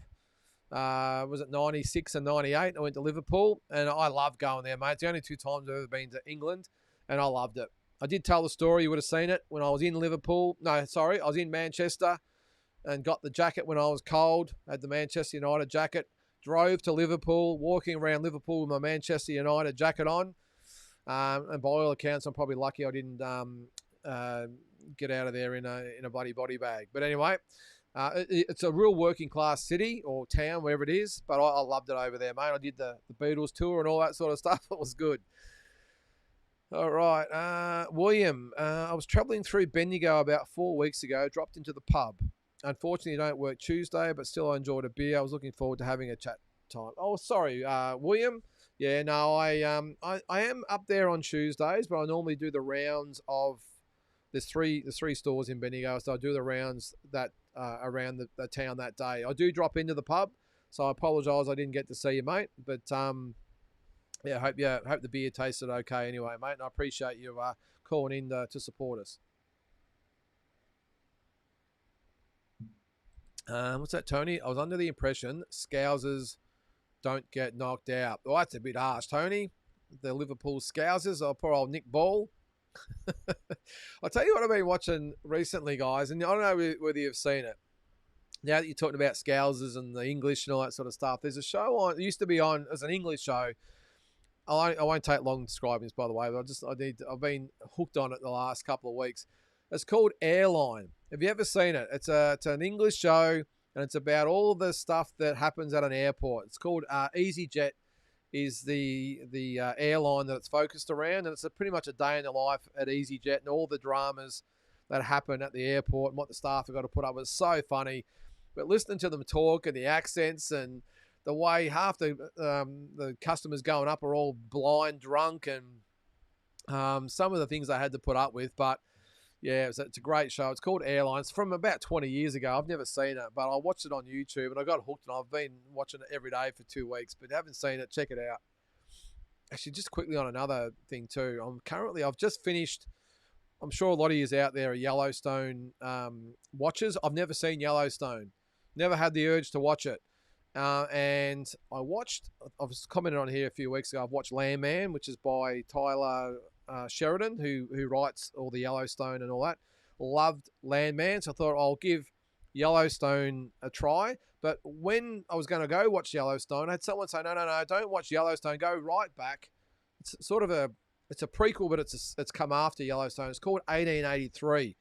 And I don't know anything about Yellowstone, nothing of the storyline. I know it's a big show, but I know nothing about it. So I thought I'm going to go right back to the start. And I've just finished watching 1883. It's when they first settled. It's the story of going from Texas to Montana, where the modern day Yellowstone characters live. And it's about them getting across the country and settling in Montana.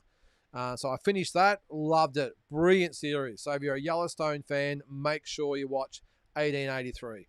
I'll give my review of Yellowstone when I actually get around to watching it. But 1883, and I'm actually halfway through now watching 1923, which is the one in between 1883 and the current Yellowstone. So I hope that makes sense. So do yourself a favor, 1883. It's a great show, especially if you like Yellowstone and Landman. All right, quickly I'll move on. All right. Chisora versus Wilder. Interested. We will all watch it, I know. I think Wilder may have had the Inner Beast released after the promotion. Chisora was probably happier with the calm Wilder. Got to go to war, though. Yeah, no, I'm sort of looking forward to it. I'm really interested to see what Wilder's got left, Ryan. I think he beats Chisora, doesn't he? I don't know. I mean, I don't know. Who knows? I don't think it's a really fight of any sort of consequences, I suppose. It looks like it's going to be Chisora's last fight. If Wilder wins, I suppose they might throw him up against Usyk or Fabio Wardley. Don't know. But I don't really care about Wilder anyway. But look, it'll be an interesting fight, but just not a real relevant one if you ask me. All right, Cal. I'm whinging, but I'm so over rematches. Who gives a all when they know they can have a rematch? Was there really this many rematches back in the day? You'd be surprised how many rematches there was, Cal. Well, look at Leonard Duran did it 3 times. Leonard and Hearns did it twice. It's just a couple. You had, who was it? Spinks and Ali fought twice. I mean, I'm just two off the top of my head. I mean, when it comes to rematches, there's been a million. Look at the modern day. We had, who was it? Vasquez and Marquez fought 4 times. Pacquiao and Marquez fought 4 times. Gutty and Ward. I mean, geez, go back in history, mate. It's just, I reckon there's actually less rematches these days than what there used to be in the past. I reckon. Because back then, if you got a really good dance partner, you'd fight them numerous times to make the most of the money situation. These days, it doesn't really matter whether it's a rematch or not.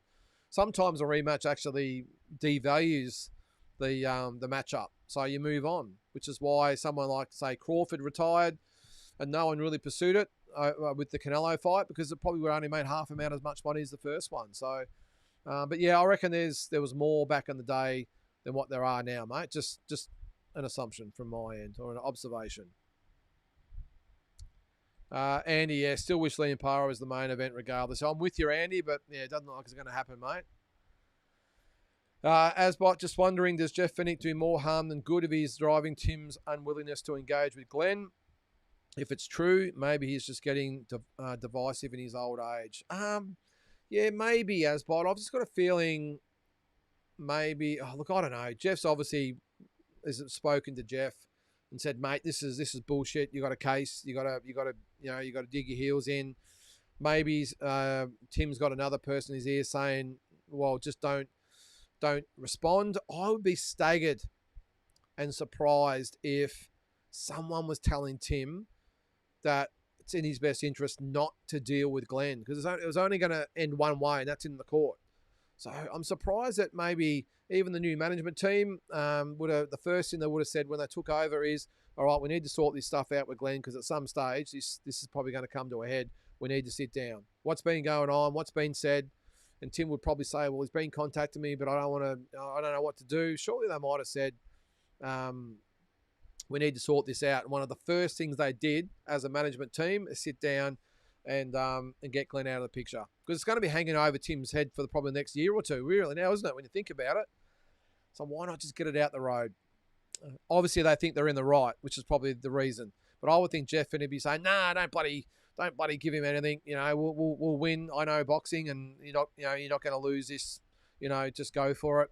And that's Jeff's way. It's always head on. But is it doing more harm?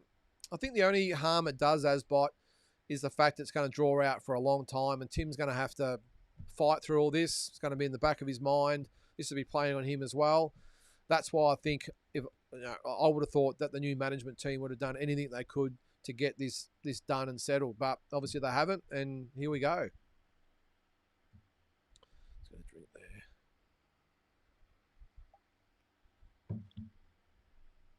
there. I remember back before Fennick fought Nelson, I was looking forward to him fighting McGuigan, Camacho, and fighting McGuigan, Camacho to fight Bramble. Neither happened.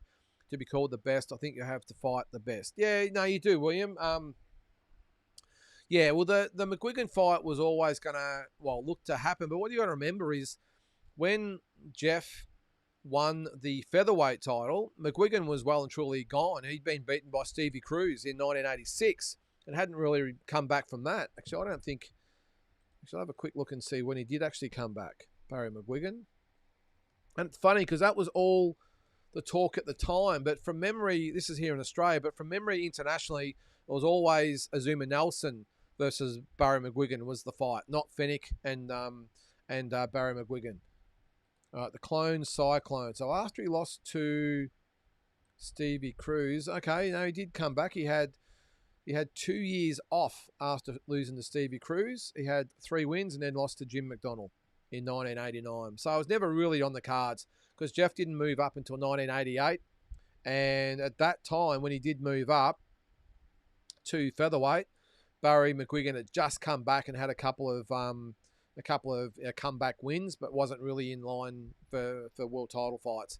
So that was really never going to happen.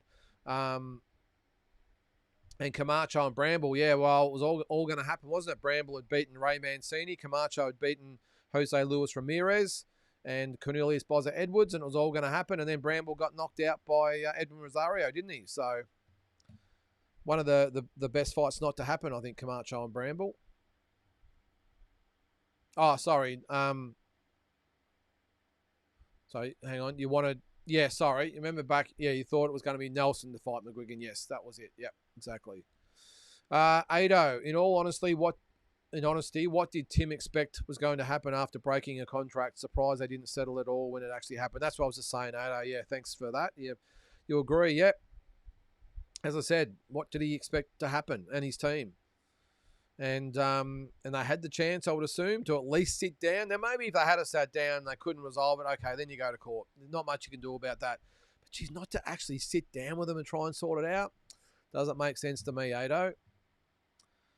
Jay McAllister did an interview, and the word was Glenn wants to absolve the contract through proper procedures. Well, exactly.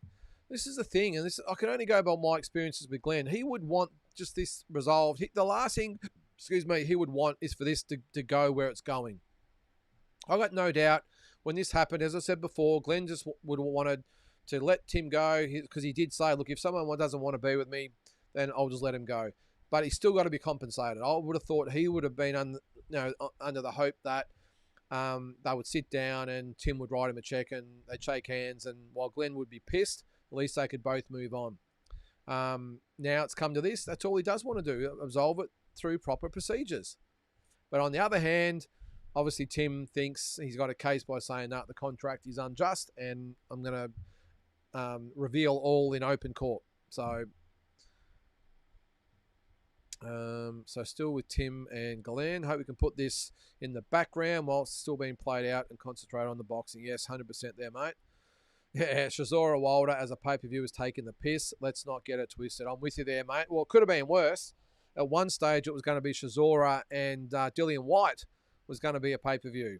And so at least you got Deontay Wilder in there that'll, probably be a better fight than what Wilder would than White would have been.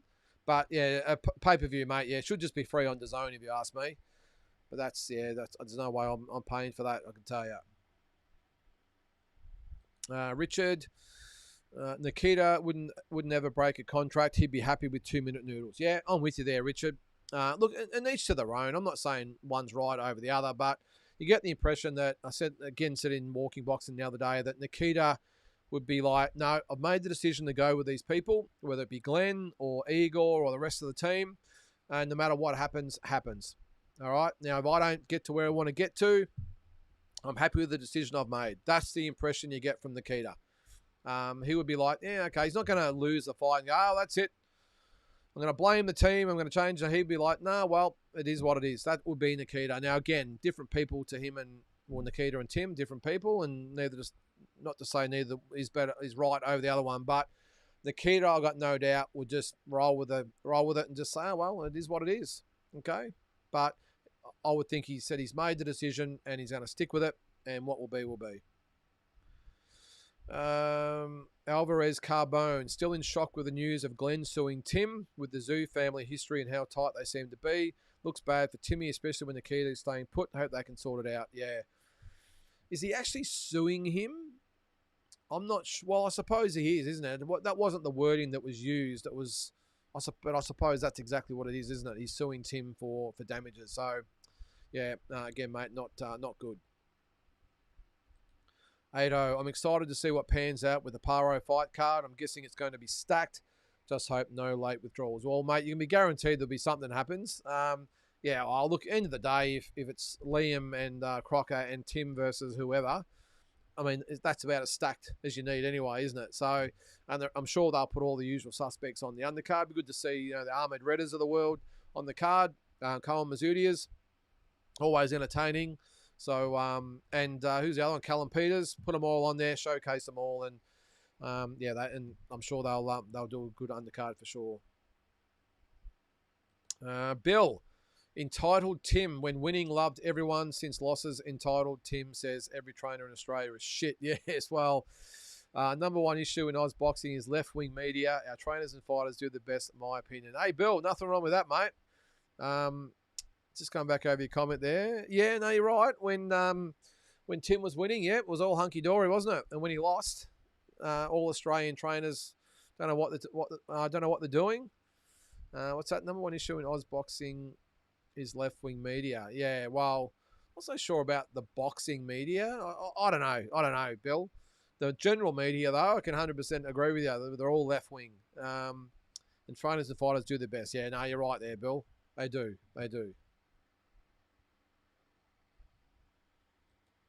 All right, William can understand why Tim changed his training team. Couldn't understand the Glenn Jennings thing.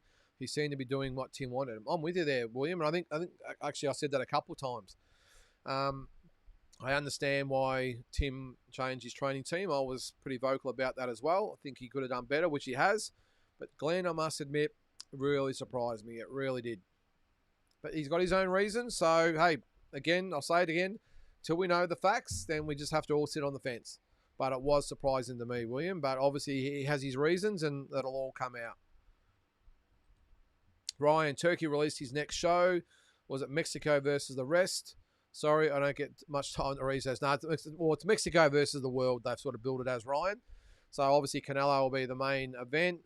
Figueroa is on the card now, and I suppose they'll get the A side first of all the Mexicans they want on there, and then they'll fill it with all the rest. Just looking at the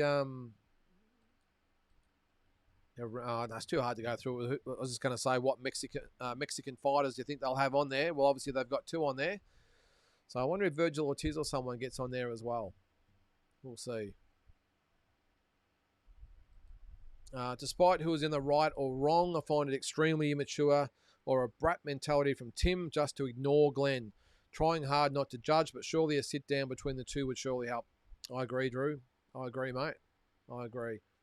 And again, I'll say, we don't know who's right or wrong when it comes to the contract, but at least sit down with the guy. Sit down. Or if you don't want to sit down with him, get your representatives to sit down with each other. No, I don't know. It could be Glenn and his lawyer, and it could be, I don't know, it could even, I'm not so sure Mike would want to get involved. Sort of, has it got anything to do with him? It probably hasn't. I was going to say, even if the two lawyers sit down and sort it out, or someone, but at least do something. But I think we're past that now.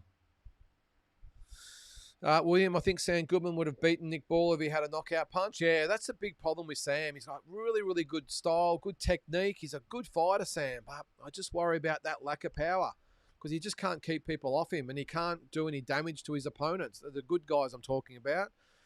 I just think that's going to really be to his detriment, the fact he can't punch. Because if he had a bit of sting in his punches, he'd be a world champion by now. I've got no doubt. Sam Goodman, he's a very, very good fighter, but I just think he's negated a lot by his lack of power. Anyway. G'day, Clay Moore. Was that Clay Moraine? Nice to have you on the show there, mate. William, what was the reason? Does anyone know why Jai didn't sign with No Limit? Apparently they offered. Well, he's signed with Tasman Fighters there, mate. And, yeah, that's just the way it is. He's got a long-term contract with Tasman. This is, unless you're meaning at the start, while he was with, D&L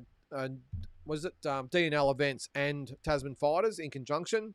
And Mick Francis has had a really good relationship with Jai, so he signed with him and he's been with him ever since. And obviously doing a really good job, or else I'm sure the contract has expired at some stage and he's re-signed. So Eddie Hearn did try, but look, Mick's obviously done a lot right. If Jai decided to stick with Mick instead of signing with Eddie Hearn and maybe No Limit, if that's what you're saying there, then obviously Mick's doing a really, really, really good job with Jai, and he doesn't want to go anywhere. Was that Darren? Tim's dad did the same to Bill Morty, cost a lot of money. Well, a little bit different there, Darren, because you are right. There was a major court case. Well, was there a court case? I can't remember. A major fallout anyway. But Bill Morty was his promoter, not his manager. I think Vlad Wharton was his manager. So it'd be a bit like, Tim trying to break his contract with No Limit and saying, well, I'm just going to go sign with Turkey Al Sheikh or Golden Boy, whoever, or Eddie, and just breaking the contract. Then it would get ugly. That was a little bit different, but it was very, very ugly there, Darren. I remember Bill Morty used to love Costa, and then after it all happened, Bill Morty just called Costa the Russian. That was the way. He wouldn't say his name. He just called him the Russian. Bill Morty was a hard guy, but a very, very good operator too. And it was a shame that was a fallout there. But yeah, a little bit different where it was a promotional issue. The Tim and Glenn thing is a managerial thing. So is that AI? I don't see why Jai would sign with No Limit now. He's after the unification fights, and Dana/Turkey are a better chance of making it happen than the Roses. Yeah, well, it's not going to happen now. AI, it's going to be Dana or Zuffa and Tasman Fighters all the way now. And I think Jai actually even mentioned that Tasman now is more so just his manager, or Mick Francis is more his manager now, and Zuffa will be the standalone promoter. So there's no way they're going to work him with probably Eddie and Oscar or any of those types of guys. So, but I'm sure, look, you would have thought at some stage No Limit would have asked the question, but which would have been great in some way because he'd be probably a lot bigger name than what he is now in Australian boxing. But I think obviously he's made his decision, and and he's going to have to stick with it. What's that? Alvarez Carbone. Sorry. I noticed a bit of anger from Nick Ball's camp in the ring straight after the fight. Any idea what that was about? Well, a little bit more than anger, Alvarez. Their man just got knocked out, and they weren't happy that Figueroa's team were happy about it and were celebrating. So they started to have a crack at the other corner, and the cans come into the ring, and one of the fighters from the opposition started wanting to kick the team. That's pretty much about it. I suppose in a nutshell, they just weren't happy the guy got beat. All right, Ado, what were your impressions of the Ball, Brandon scorecards prior to the KO? I thought Ball had the edge with his crisp punches. Not that it mattered at the end of the day. Yeah, I had it 6 rounds to 5 after 11, Ado. But again, it could have been either way, I thought. But I had it 6 rounds to 5. What's that? Richard, Simon Jordan telling Deontay that he wasn't a Fury fan was hilarious. Yeah. Well, it blew up in his face a little bit, though, didn't it? Jack, Timmy's ungrateful and showed zero improvements in the last fight. Should stick to making money in Australia. Probably gets hurt if he tries to step up to elite level again. Yeah, well, all the other stuff will be, I suppose, shown down the track, mate. With I'll spit that out. His improvements go, and whether he gets hurt or not, that'll come out down the track. Ungrateful, yeah. Well, depends on what side of the fence you are, Jack. But again, it'll all come out in the long run. Cal, regardless of opinion, Jeff Fenech trained hard, fought hard, didn't cry when copying a big hit, and was a man of his word. I love yous all. Well, he's famous for that phrase, isn't he, Cal? I'm with you, though. Jeff Fenech's probably the hardest trainer that I've ever seen in the sport of boxing. Yeah, he just trained like an absolute savage. And you're right, never cried, never complained. You know, with the Jeff Fenech, sorry, I'm just reading his name on the screen there. With the Azuma Nelson fight, afterwards he was absolutely devastated in that fight.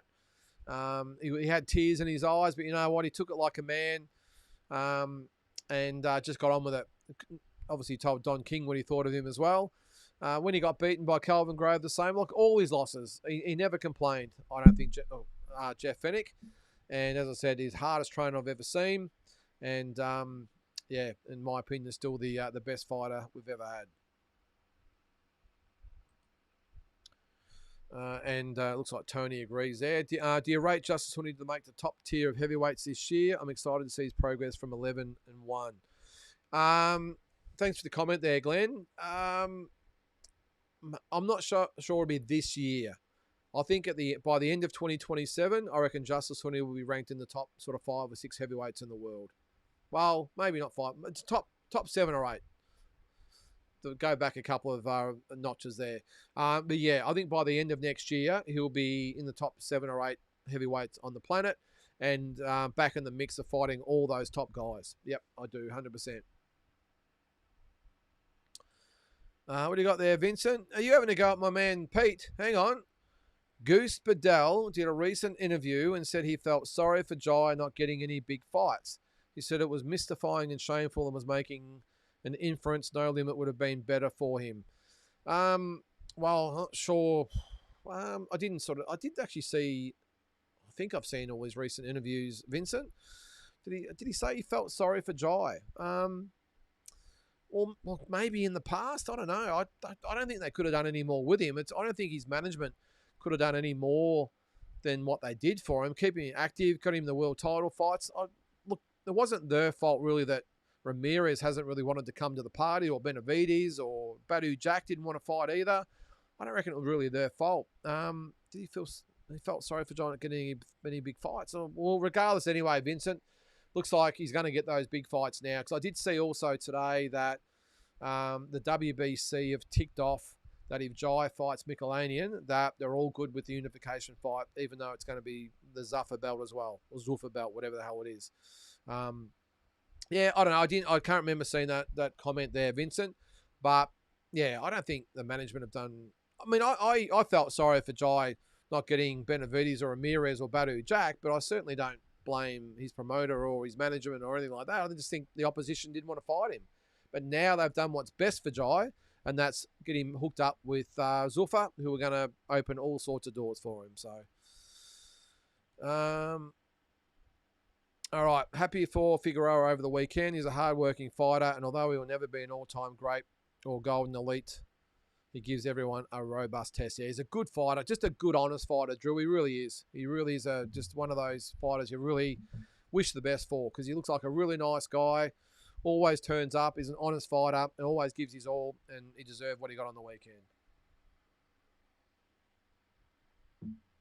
All right, Big J. Love that answer concerning Jeff. Got my own Mimi video. Love it. Regardless of Fenech is and will always be on my Mount Rushmore with Rose, Gill, and Chalk. Yeah, it's a good one. Have we ever done an Australian Mount Rushmore? It's a good point there. Who you got there, Big J? You got Jeff, Lionel Rose, Daniel Gill, and Chalk Mundine. Ooh. What about Johnny Famishon? Would you have him up there? I would maybe have definitely Fennick and Rose. That's a good question. I might have a look, think about that. Gill and Chalk. I would think, and I don't agree with it, I think most Australian fans would probably put Les Darcy up there, even though half of them haven't even seen him fight. They're going on his reputation and his so-called record. Yeah, I don't know. I definitely think Johnny Famishon you'd have to throw in the mix there, Big J. And I've got a feeling that Jai Pataya might take a spot there at some stage as well. But good call there. In the words of Ric Flair, to be the man, you have to beat the man. Yes. But who's to say that all those other fighters I mentioned before, none of them beat Jeff Fennick. And in my opinion, Jeff Fennick was the man. So they should have been looking to fight him, not the other way around. But anyway, it's what do you got there? Just skip Big Gronk's comments. We know he's not the full quid. Says Adam. Thanks, Adam. I must be a little bit behind here, am I?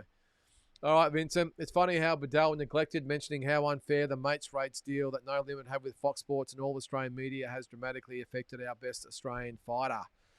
Wow. All right. So we've got a critic here for Peter Bedell and No Limit. Nah, it's a good call, Vincent. Hey, mate. I must admit I haven't sort of thought of those comments you put up there, those points. But look, it's good. Thanks for pointing it out. So he didn't mention how unfair the mates. Hang on, it's funny how Bedell neglected mentioning how unfair the mates rates deal with No Limit have with Fox Sports and all Australian media has dramatically affected our best Australian fighter. Good call, Vincent. Yep, I don't mind that point. Not sure I totally agree, but mate, I respect your opinion. Drew, Jeff belongs with some of the most underrated guys of all time. Other underrated guys include Winky Wright, Wilfred Benitez, and Carlos Monzon. Yes, there's a few of those guys out there. Maybe we might do a video on that at some stage, Drew. Who are the most underrated guys of all time? I've been wanting to do the most overrated guys of all times, but it just upsets so many people.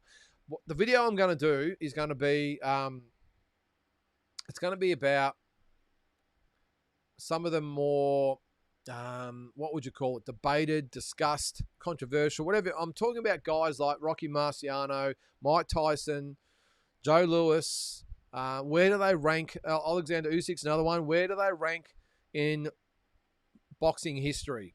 Are they, like underrated, overrated, whatever it might be? The most discussed and debated fighters out there. And Rocky Marciano and Mike Tyson are probably the top two. He's talking about heavyweights. It's always Tyson and Marciano that divides fans. And, I've had my say. I'm 100% in Mike Tyson's camp. I think he's an all-time great.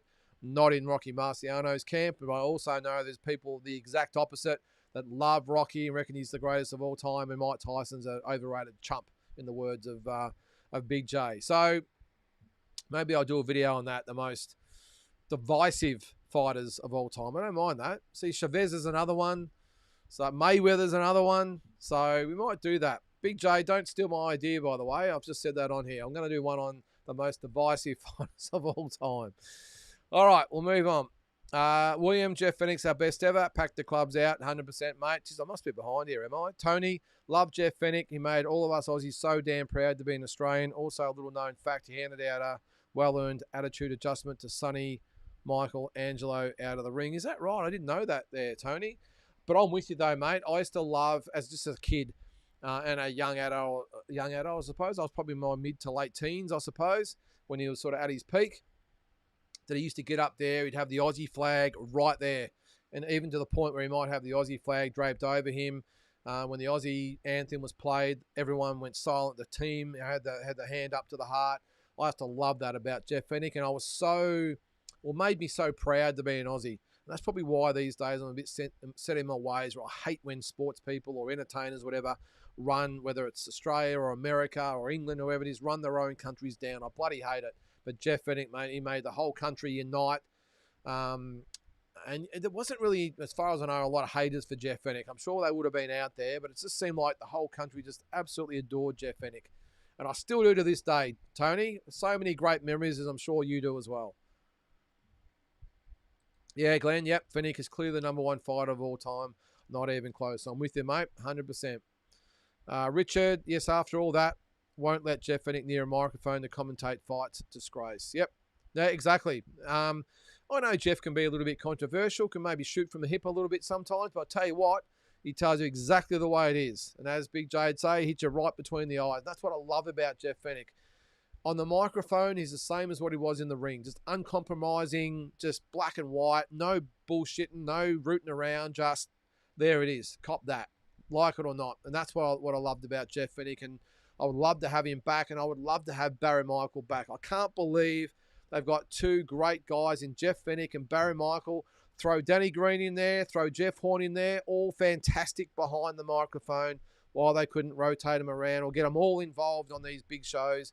Because, geez, with all due respect to some of the other sort of experts they bring on, they can do a hell of a lot better.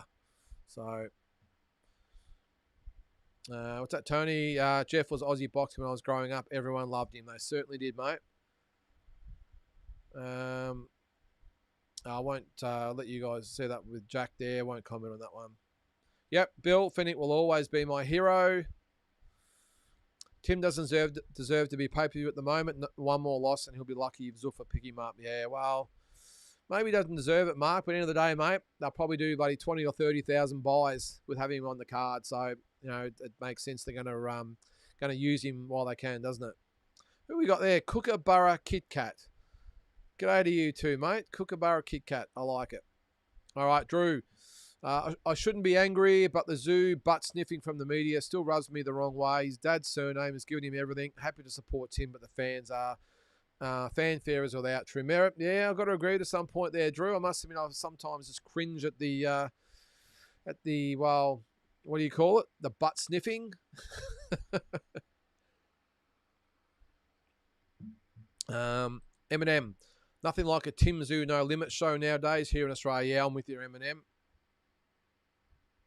Adam, at the end of the day, it's Australian boxing. No Limit have done their best for everyone. You can lead a horse to water, but you can't make them drink. Our best boxers have been Jeff and an imported Costa. Yep, 100% there, Adam. Drew says, I don't think it has been fully confirmed, but I have a feeling Paro fights under Tim on the proposed card despite fighting for a title. Feels crazy, but I suppose Paro wants the eyeballs. Yep, I went over that earlier on there, Drew. Like it's not our number one sport. So what do people expect? Yes, that's from Adam. Sarah, Fenech was and still is the face of Australian boxing. His record speaks for itself. And that's probably my main point there, Sarah. He is the face of Australian boxing. He will always be the face of Australian boxing. And more than anything, his record speaks for itself. And that's what I said before. You can rubbish him all you want, saying he wasn't a great fighter or as good as people said, but look at his resume. You know, it's the same as Mayweather. A lot of people just hate the fact that he was such a great fighter. Again, look at his resume. Pacquiao doesn't really get the pushback, but same thing. De La Hoya, just great resumes. Canelo's another one. Glenn, I know you're in the chat. I know you're not a Canelo fan, but mate, you cannot argue with his resume. One of the greatest fighters of all time. I'm going to scroll on quickly because I can feel the comment coming back at me after that. Although Batman's not in there, is he? All right, Polly. If you have the ring belt, you are the best in your division. If you're on the pound for pound list and others in your division aren't, you're the best in your division. Yes, Polly, that's what I was saying about Jeff Fenech. Number 3 on the Ring Magazine pound for pound list. That tells you all you need to know. Drew says, if Fenech was fighting in his prime today, Turkey would be ironing his trunks. I'm with you, Drew. Yep, 100% he would. Darren, when do you think we'll know the date and location of the fight, the Paro fight? I would say the next week or two, mate. It will be announced. Yep, for sure. Big J. Hope I'm wrong, but it seems the wheels have fallen off for Huni. Seems like he won't become a has-been. He'll become a never was. Still can't believe he threw in the Olympics to fight Gallen. What a waste. Yeah, I must admit, I did question that at the time, Big J, that he was just that close to go and do the Olympics and gave it up to fight Paul Gallen. I'm hoping the money was good, mate. But I suppose money doesn't give you memories, does it, or does it? I don't know. But yeah, I'm not so sure the wheels are falling off. I mean, he was scheduled to fight. He was all ready to go, and obviously his trainer died. You can't begrudge him for sitting out. But, geez, he's only a young guy. Was he 26, 27? He's got a good 10 years left in him, so I'm sure he'll be fine. Thanks, Kookaburra Cricket. Hit the like, yes. Ronnie Pickin, how are you there, mate? Long time no see or speak. Uh-oh. I'll let you and Big J sort that one out. Talk about hitting you between the eyes, Big J. That's what Uncle Ronnie will do to you. What's that you say? You saw his post on the GOAT. I didn't see that. Was that about Jeff? Did mean to be disrespectful, but I reckon what you know. All right, okay. Don't mess with Ronnie. All right, Drew. Tim's lack of head movement still worries me, but I think we need to shelve the Zayos or Kelly title talk. Happy if he gets another shot soon, but surely he doesn't deserve one. No, he doesn't deserve one, Drew, but I think give him another, well, at least one more fight. And if it looks really good in his next fight, depends on who he fights, of course. Let's just say he fights at the end of March. It's against a top sort of 15 fighter, and he looks really good in doing it and enters the rankings. I would have no hesitation putting him with Zayos or Kelly. I really wouldn't. Obviously, not going to happen with Fundora. And that's it. He's the other champion. The other two have got 3 belts between them. So, look, I wouldn't be stressed about putting Tim in with those guys if the opportunity come up. Drew, is he ready? Does he deserve it? Well, he doesn't deserve it. That's obvious. Is he ready? Well, only him and his team know that. But I tell you what, if an opportunity came up to fight either of those guys after one more fight, I'd be saying, let's go. Just me. Abdullah Mason versus Keyshawn Davis would make a good bout. Yeah, that's a really good fight. Problem is, Davis is now at 140 there. Was it Mythical Fights? Mugen, is it? But yeah, no, Davis is at 140. Mason's apparently going to stay at 135 for now. The fight at 140, though, is Keyshawn Davis and Shakur Stevenson, but obviously not going to happen because they're best mates. Kamakeo versus Tank Telepe is intriguing. Fun fact, Joel has taught Lilo at school. Is that right? Holy shit. Well, if you didn't know, Joel was a school teacher in a previous life, I will say. He actually taught Lilo at school. Is it Lilo or Lilo? Whatever it is, Telepe. Wow, that is amazing. I didn't know that. Ryan, very generous regards to posters. Ink ain't cheap. I'm good though. I was kidding. Mate, probably cost about 20 cents to do a poster. I mean, my treat, mate. So it's not a problem. You take it to you go to an Office Works or somewhere like that. They'll probably charge you $20 to print a poster. I'm going to charge you 20 cents plus postage. There you go. Okay.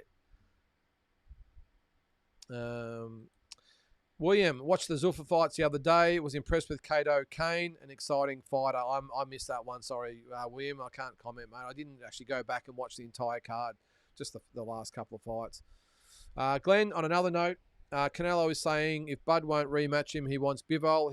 He has a death wish. I'm with you, Glenn. I don't see the point in fighting either of those guys.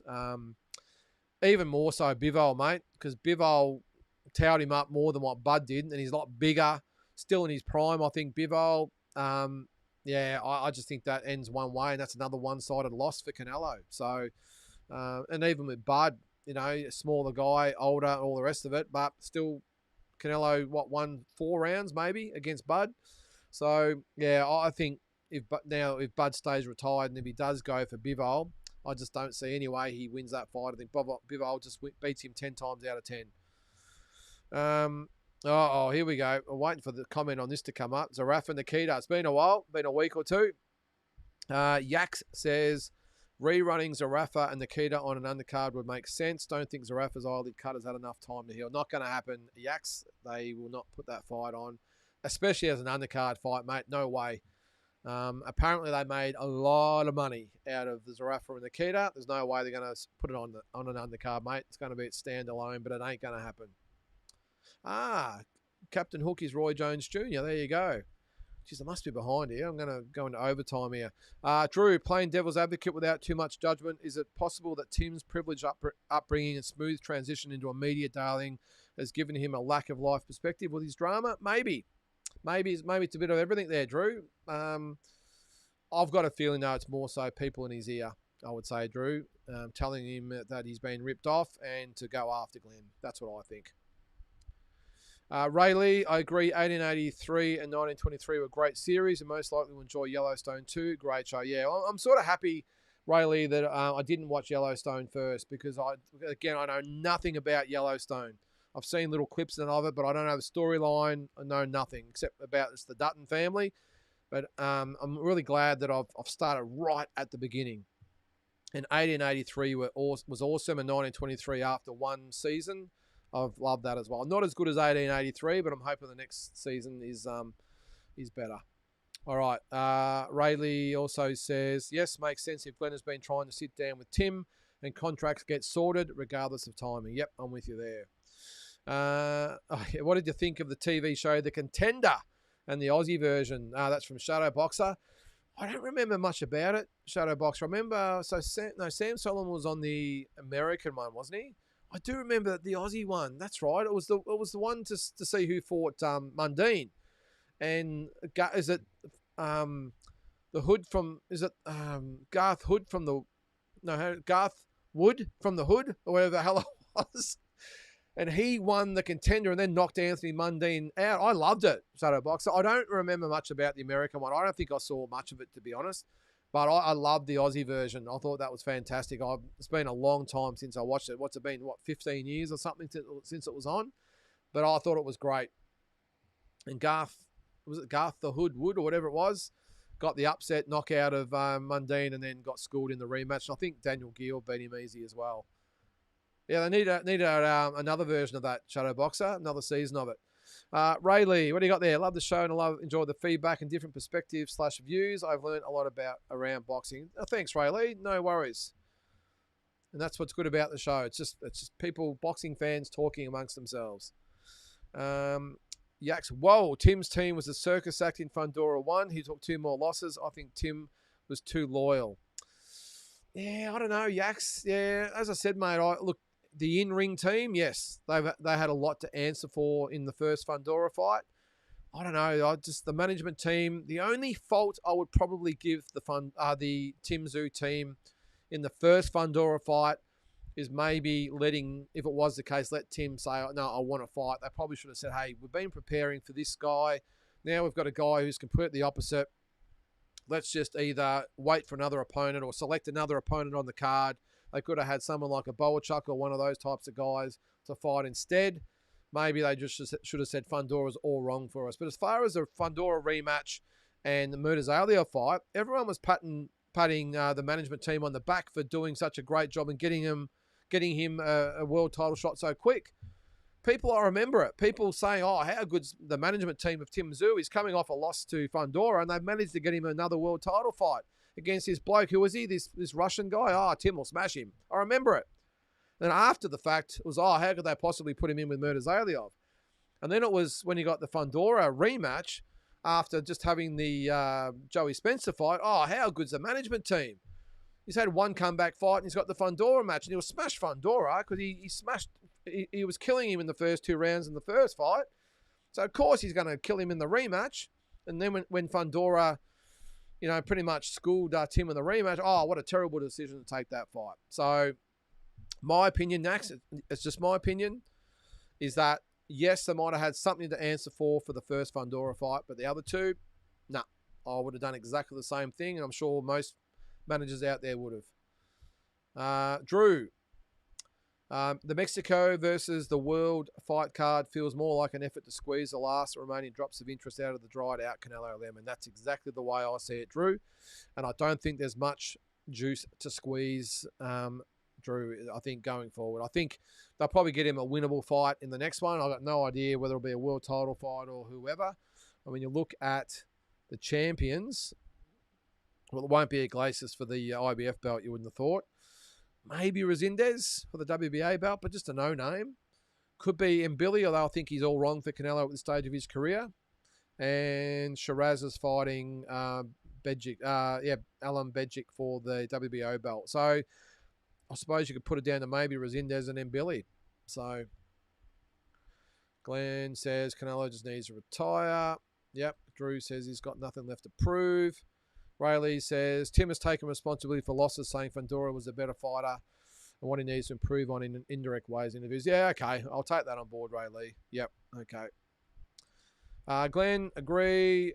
And I'd add, when was his last good performance? Years ago. This is Canelo. Yeah, it's a good point, Glenn. Hasn't had a real impressive performance. Probably, maybe Caleb Plant. Maybe. Bill says, I meant general media. They do nothing for boxing. Our Warriors train and work as hard as anyone in sports, but get little media attention. Guys like you are helping. Thanks, Bill. And I agree 100% with you there, mate. The mainstream media have a lot to answer for as far as getting behind boxing in this country. I still go back to when George Kambosos beat Teofimo Lopez for the undisputed world title in one of the greatest boxing achievements I've ever seen for an Australian boxer. And the sports person of the year, or sportsmen or women, whatever it was of the year, went to the Australian basketball team who come fourth. Yes, fourth at the Olympics. And they got sports performance of the year over George Kambosos. And I think Jaya Pattaya got pipped by someone. Was it Matildas or someone who finished third or fourth or whatever as well? I don't know. Yeah. Oh, William. Yeah, love the King Charles and Trump portrait. Yeah, if you haven't been in our pub, it's British and American. That's the name of the pub. So we've got the leaders of those two countries, King Charles and Donald Trump. And you'd be surprised by the amount of people that just absolutely horrified the fact we'd have the nerve to put Donald Trump on the wall. And I've actually had a couple of people walk out in disgust and tell me where to go by having Trump on the wall. And we're not going to get into a political discussion here tonight, guys. It's too late. I'm actually over the time already. But I try to explain it's just because it's British and American. They're the two leaders. If it had been the Queen and Joe Biden, they would have been up there, okay? Even though I wasn't a Joe Biden man, I still would have put him up there. But the Donald Trump poster, it's a cartoon like AI poster of both of them together along the British and American theme. But he definitely divides some people, William, that's for sure. What's up, Rayleigh? I agree. Oh, with Yaks, I agree with you about Tim's corner, and he was too loyal and needed change. Yep. That's your opinion. That's cool. Drew, maybe the Plant fight was the last, semblance of elite Canelo. The Ryder, Munguia, Belunga, and Skulltool was kind of insulting. Yeah, they were bad fights.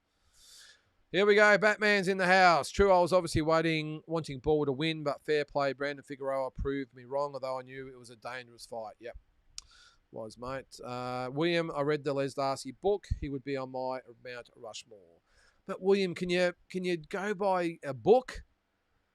We haven't even seen the guy fight. I don't know. All right, that's your decision.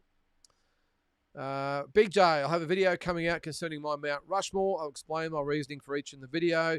Chalk not on achievements in the ring, but the impact outside the ring single-handedly saved boxing. You're right. But what criteria do we have? And do we go by the best fighters or the ones that achieve the most or the ones that actually have the more impact on the sport? It's a massive thing, and I get it. I'll do one as well, Big J, if that's cool with you. I'll let you do yours first if you want. Big J, best commentary team. Damon, Fennick, and Barry, hands down. I'm with you there. Ryan, you need AI on your phone. I said, yeah, you did. I still haven't looked at it. Sorry, mate. I've got a Samsung, which comes with Google AI. Simply ask it a question with matchups, pound for pound list by popular opinion, and compare it to your own. Okay, all right, we can do that. William, I'm a great Fennick fan, but I think his best performance was when they tried to auction his house. Good one, Billy did. That was funny. If you didn't see it, they played a prank on him. They set up a real estate out the front of his house and started to auction his house off. I'll tell you what, the guy that was actually the real estate guy was a very, very brave man, because Jeff doesn't muck around and doesn't really take a joke too well. But they actually started to auction his house. And he come out and absolutely spat the chewy. It was pretty funny. There's a segment that I've done. Hang on, there was a segment in that. I've done it against your top 10 and put it through AI. It's interesting, just saying. Okay, how do I rate there, Ryan? I'll have to do it. Is that through the chat GBT, is it? What do I say? If I got an iPhone, so do I have AI on my phone? I don't even know. Tell them, show my age.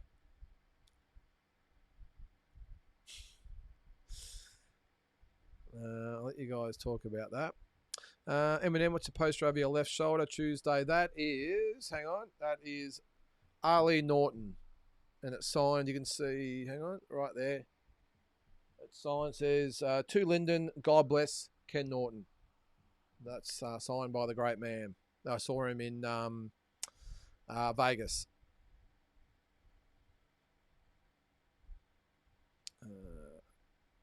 All right, how are we going? We've got a couple more comments, and I think it's just Batman and Glenn now, is it?